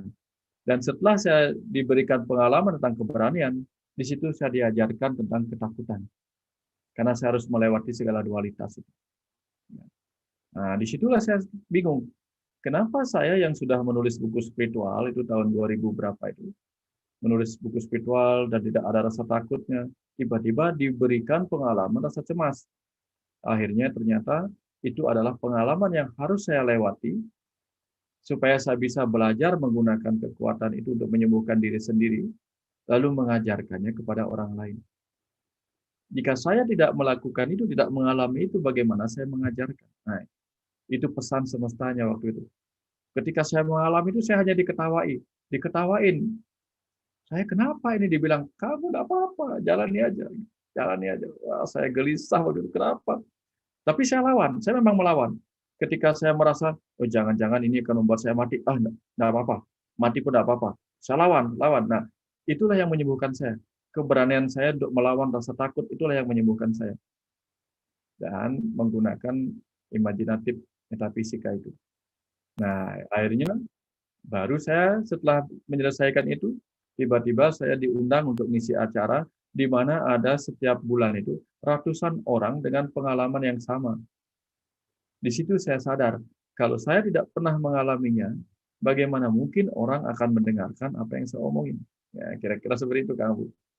Jadi saya baru menemukan berkah di balik bencana. Oke. Berarti kalau tiba-tiba jadi penakut mungkin itu pesan dari atas gitu ya, Pak ya? Iya. Karena mungkin Itu sebelumnya kita intinya. sangat pemberani, Kang Bu. Iya. Wah, ini gejalanya udah mulai ada sih, Pak. Udah mulai ada. Nggak apa-apa. Oke, nggak apa-apa ya, Pak. Oke, Pak, makasih. Nanti baik-baik saja. Iya, ini pelan-pelan curhat nih. Oke, kita ke berikutnya ya, ke Mas Yudo nih. Oke, Mas Yudo silakan. Oke, Assalamualaikum. Nah, kalau Mas Yudo nih tipe-tipe pemberani banget nih kelihatannya sih emang. Tipe-tipe Silakan Mas Yudo. Saya mau menguatkan ya, karena kayaknya nggak perlu tanya. Cerita penyembuhan kalau di saya sendiri banyak, tapi saya cerita tentang COVID ya, baru saja terjadi. Jadi dalam apapun, terutama penyakit, yang penting sangat urgent adalah mental ya. Saya ada teman baru ada kasusnya sebulan yang lalu, pindah dari luar kota ke Jakarta, malah ya dia yang sudah menjaga semua protokol COVID malah kena COVID. Di Wisma Atlet 2 minggu masih positif, stres, terus nggak naik-naik, keluar beberapa hari positif. Nah, akhirnya saya tahu, kalau memang perlu ngobrol, saya ngobrol. Ya, akhirnya saya sadarkan, kamu harus terima semuanya, karena selama dia di Wisma Atlet itu merasa denial ya, seperti tawaran Pak kata denial, menolak, dan dia menyalahkan Kang Abu. Saya yang jaga protokol COVID kok kena, yang di jalan-jalan yang nggak jaga protokol malah nggak kena. Nggak adil nih katanya, nyalain keadaan, nyalain itu. Setelah saya ngobrol setengah jam dia nangis, plong sadar. Saya ngomong, kamu sombong, kamu udah kena, terima bahwa itu izin Tuhan terjadi dalam penyakit. Terima dengan ikhlas dan syukur, kemudian jalani dengan sabar dan happy, dengan passion, dengan happy. Besok dia bilang udah plong, udah relax, terus kayaknya seminggu kemudian kita sudah negatif. Itu contoh tadi bahwa sangat penting dalam sikap mentalnya. Nah, itu Kang Abu. Terus kedua gini, saya ada formula sedikit, kalau ada masalah itu ya disadari bahwa ini ada salah saya, kemudian diterima dengan syukur ikhlas dan jalani jalani dengan sabar dan happy. Ya kayak orang sunat, orang ngelahirin, orang luka itu kan bagaimanapun lukanya harus diterima. Kalau nggak diterima malah nambah masalah teriak-teriakan. Terima. Nah, proses lukanya kan perlu waktu. Nah, itu harus dihadapi dengan sabar dan tetap happy. Nah, untuk Bu Intan tadi saya ada sedikit pengalaman kalau misalnya ada gejolak perasaan yang entah marah, jengkel, apapun, saya sering di kantor misalnya dalam waktu yang ngadepin orang banyak, di tertelepon, ada WA, ada segala macam kan bergejolak. Tapi sebentar lagi ada klien yang dihadapi dengan rileks. Saya lakukan adalah mengamati apa emosi saya, mengamati sambil mengamati nafas. Biasanya sih dalam waktu 1 sampai 5 menit ya udah netral Kang Abu, udah kembali kepada posisi yang netral yang lagi dan ngadepin tamu dengan senyum-senyum dan tidak ada beban. Atur nuhun Kang Abu, begitu saya. Pak Sayan, makasih. Baik, terima kasih Mas Yudo, ini testimoni yang langsung yang merespon sekali apa yang disampaikan Pak Wayan. Pak Wayan mungkin ada apresiasi atau komentar tentang apa yang disampaikan Mas Yudo, silakan. Iya, ini sebuah pembuktian bahwa apa yang disampaikan Pak Yudo adalah siapapun bisa melakukan hal yang sama. Kita semua memiliki potensi seperti itu dan bisa digunakan untuk apa saja. Tadi saya sempat lihat ada chat yang bertanya apakah ini bisa afirmasi semacam ini bisa dilakukan untuk anak kita ketika kita sebagai seorang ibu. Bisa. Jangankan sebagai seorang anak di mana ada jalinan nirkabel antara jiwa orang tua dan jiwa si anak. Saya bahkan bisa melakukannya kepada orang lain yang tidak ada hubungan dengan saya. Dan kita semua bisa melakukan itu tanpa kita sadari. Mungkin kita sering berpikir negatif tentang sesuatu, tiba-tiba datang orang yang menipu kita misalnya. Karena kita sering ketakutan ditipu, datanglah orang yang menipu kita. Padahal kita tidak kenal dengan orang yang menipu kita. Itu salah satu contoh bahwa ilmu law of attraction. Ya, apa yang kita pikirkan akan mendatangi kita. Sehingga hati-hati dengan apa yang kita benci atau yang kita cintai. Apa yang kita benci akan mendatangi kita, apa yang kita cintai juga akan mendatangi kita. Jadi daripada membenci apa yang kita tidak inginkan, lebih baik mencintai apa yang kita inginkan. Nah, kira-kira seperti itu kuncinya sebenarnya. Karena itu hukum law of attraction. Jadi apapun. Benci sama cinta tuh beda tipis ya Pak Wayan ya? Ya. Dua-duanya dipikirin, dua-duanya diinget-inget gitu ya. Oke. Terima kasih Mas Yudo. Terima kasih banyak. Oke Bun, silakan Bu Isya. Terima kasih ya Bu. Oke. Malam Pak Wayan. Malam. Pak Wayan, saya mau bertanya, tapi ini sebetulnya tadi sudah Pak Wayan jelaskan. Hanya saya pengen bertanya lagi karena untuk ngeyakinin diri saya. Saya dari sejak COVID, alhamdulillah tuh nggak ada perasaan takut, ada perasaan apa, saya malah happy-happy aja gitu untuk nerima ini semua gitu. Tapi terakhir-akhir ini setelah banyak sekali yang jadi korbannya orang-orang terdekat dengan saya, kok saya ada satu perasaan yang lebih, maksudnya saya mau keluar, kayaknya saya lebih hati-hati gitu, kayak nggak seperti biasanya gitu. Apakah itu masih tergolong normal? Apa saya sudah berubah jadi tidak ada acceptance-nya gitu Pak Wayan? Itu yang mau saya tanyakan, dan saya harus bagaimana gitu. Iya. Itu aja. Terima kasih Pak Wayan, makasih Abu. Thank you Bun. Silakan Pak Wayan. Jadi begini, di setiap proses seleksi alam ini ya dibutuhkan adaptasi. Pertama ketika kita beradaptasi, yang kita lakukan adalah menerima apapun respon yang datang dari tubuh kita. Rasa takut memang dititipkan oleh kehidupan ini kepada tubuh kita, kepada pikiran kita, supaya kita mengubahnya menjadi kewaspadaan. Kebanyakan orang kemudian mengubah rasa takut menjadi kecemasan, nah itu yang berbahaya.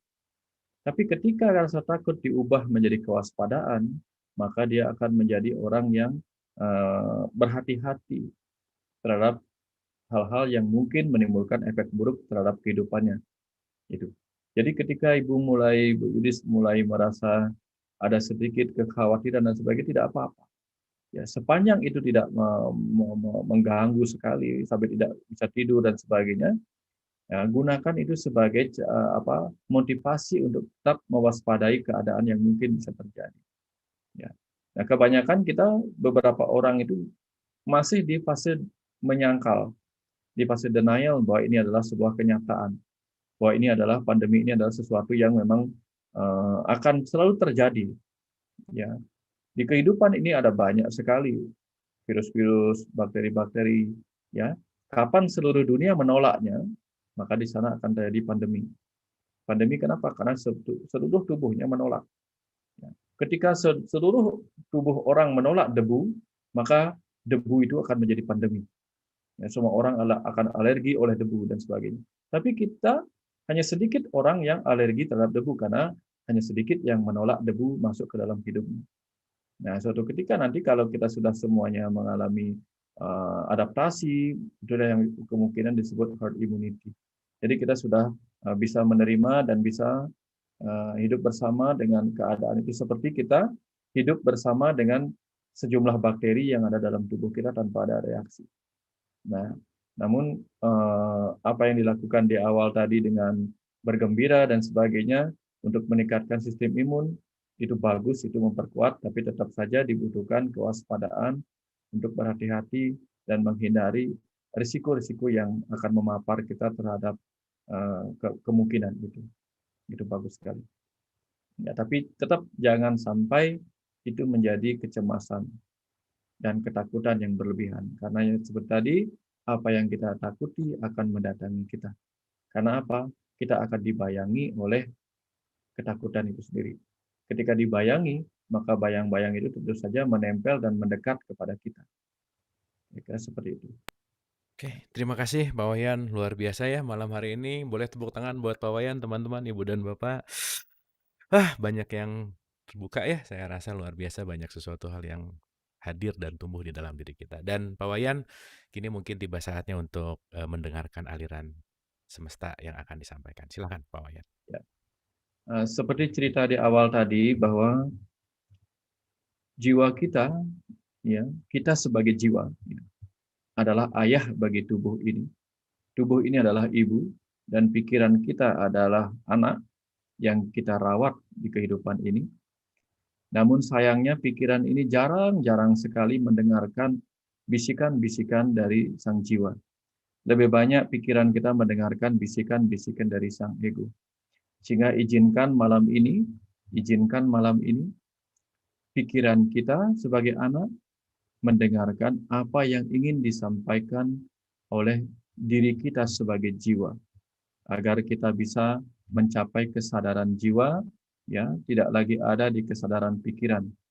Jadi izinkan itu menjadi sesuatu yang akan membekali pikiran kita untuk melewati kehidupan ini sampai tiba saatnya nanti tugas pikiran ini selesai mengantar jiwa di perjalanan kehidupan buminya ini. Jadi izinkan keheningan ini meresapi kita dan hening sejenak semuanya, ya. Kita akan berbicara, mendengarkan jiwa kita berbicara kepada kita. Izin saya share screen.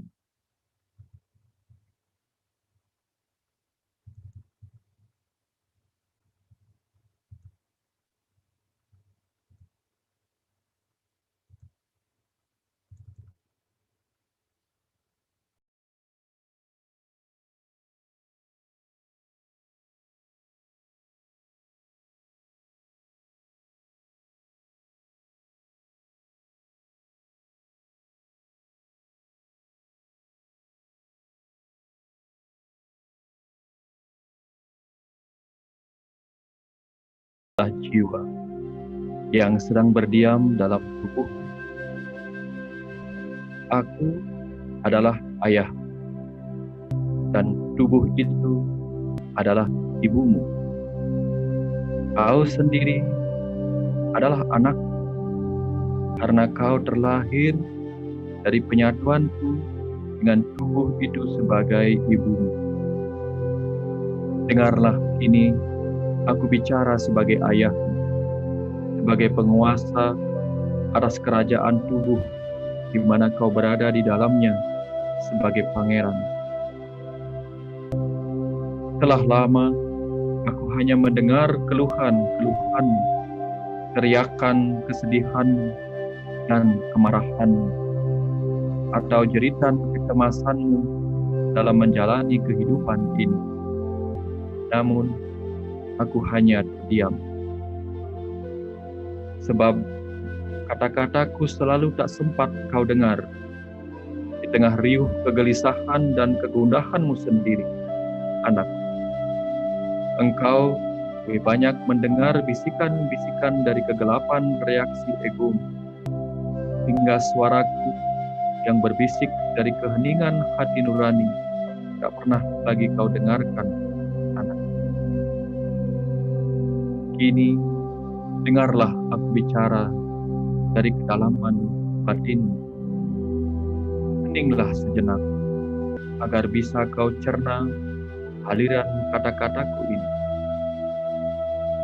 Sesungguhnya lah, aku tak pernah rapuh, sebab aku adalah sang jiwa, sang hidup yang menjadi sumber kekuatan bagimu untuk menjalani kehidupan ini.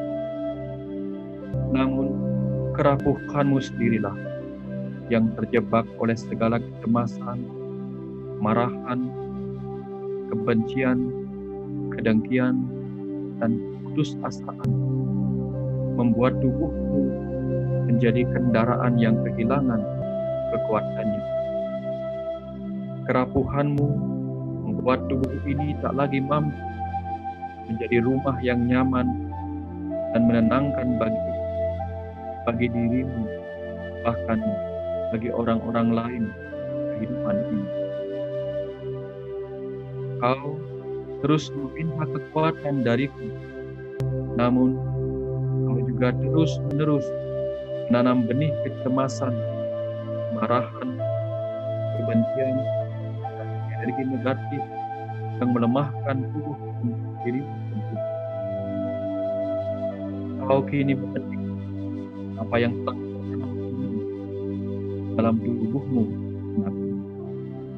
Kaulah yang menciptakan keadaan yang kini mesti kau rasakan sendiri dalam rumah tubuhmu ini. Maka kini, jernihkanlah kembali dirimu, anak. Teguhkanlah dirimu sendiri. Pertajam kecerdasanmu. Maka niscaya kekuatanku sebagai jiwa akan melingkupi dirimu dengan segala ketenangan dan ketabahan. Aku datang dalam tubuh yang terlahir ini menyelesaikan tugas, peran, dan keberadaanku di sini. Maka bekerjalah dalam asuhanku dan tuntunan cahaya terang kesadaranku sebagai jiwa. Kenali dan waspadai kehadiran kegelapan bisikan ego dari dirimu. Anakku, aku adalah sumber kebahagiaan, sumber kecerdasan, sumber pemahaman, sumber ketenangan yang sedang berdiam dalam diri ini bersamamu. Maka biarkan kehadiranku dalam tubuh ini menjadi penuntun perjalanan pemahamanmu di kehidupan ini. Engkau adalah pikiran yang akan terus bertumbuh bersama pengetahuan-pengetahuan yang datang dalam kehidupanmu. Kenali dan pahami rahasia pengetahuan itu, agar kelak aku bisa menyerap pengalaman itu. Kembalilah menjadi bagian dari diriku yang dipenuhi kesadaran, ketenangan, kebahagiaan, dan kedamaian. Wahai anakku, wahai pikiran yang terlahir dan tumbuh dalam tubuhku. Biarkan aku mengalirkan semua pemahaman ini, agar kau bisa merasakan kebahagiaan yang kubawa dalam kehidupan ini. Menyatulah bersama kesadaranku sebagai jiwa, wahai pikiran. Dengan itulah kau akan mengalami rasa manunggaling kaulo Gusti denganku, sebab aku adalah Gustimu, penguasa bagi kerajaan tubuhmu, dan kau adalah kawulu, abdi yang semestinya mengikuti kehendak. Setelah kau mendengar dan memahami kata-kataku ini, resapi dan rasakanlah penyatuan itu denganku yang tua dalam diriku. Anakku, ini bangkitlah dalam kekuatanmu. Bangkitlah karena aku sebagai tua cerdasan semesta tak terbatas yang ada bersamamu untuk melanjutkan sisa kehidupan ini dengan penuh kebahagiaan, ketenangan, kedamaian, dan kasih. Aku akan meresap dalam pikiranmu, meresap ke dalam dirimu, meresapkan kesadaran dalam dirimu, agar kehidupan ini bisa kulewati sisa-sisanya, menuntaskan peran dan tugas perjalanan jiwaku. Terima kasih. Terima kasih telah kau izinkan kita berbincang dalam kata-kata untuk mengingatkanmu akan tugasmu sebagai bagian dari diri. Terima kasih. Kini bangkitlah dalam kenegaranmu. Kita lanjutkan sisa perjalanan kehidupan kita di bumi ini, dan telah pulang kembali bersama-sama dalam kesadaran yang lebih agung, lebih tak terbatas sebagai bagian dari jiwa alam semesta raya. Terima kasih. Terima kasih. Terima kasih.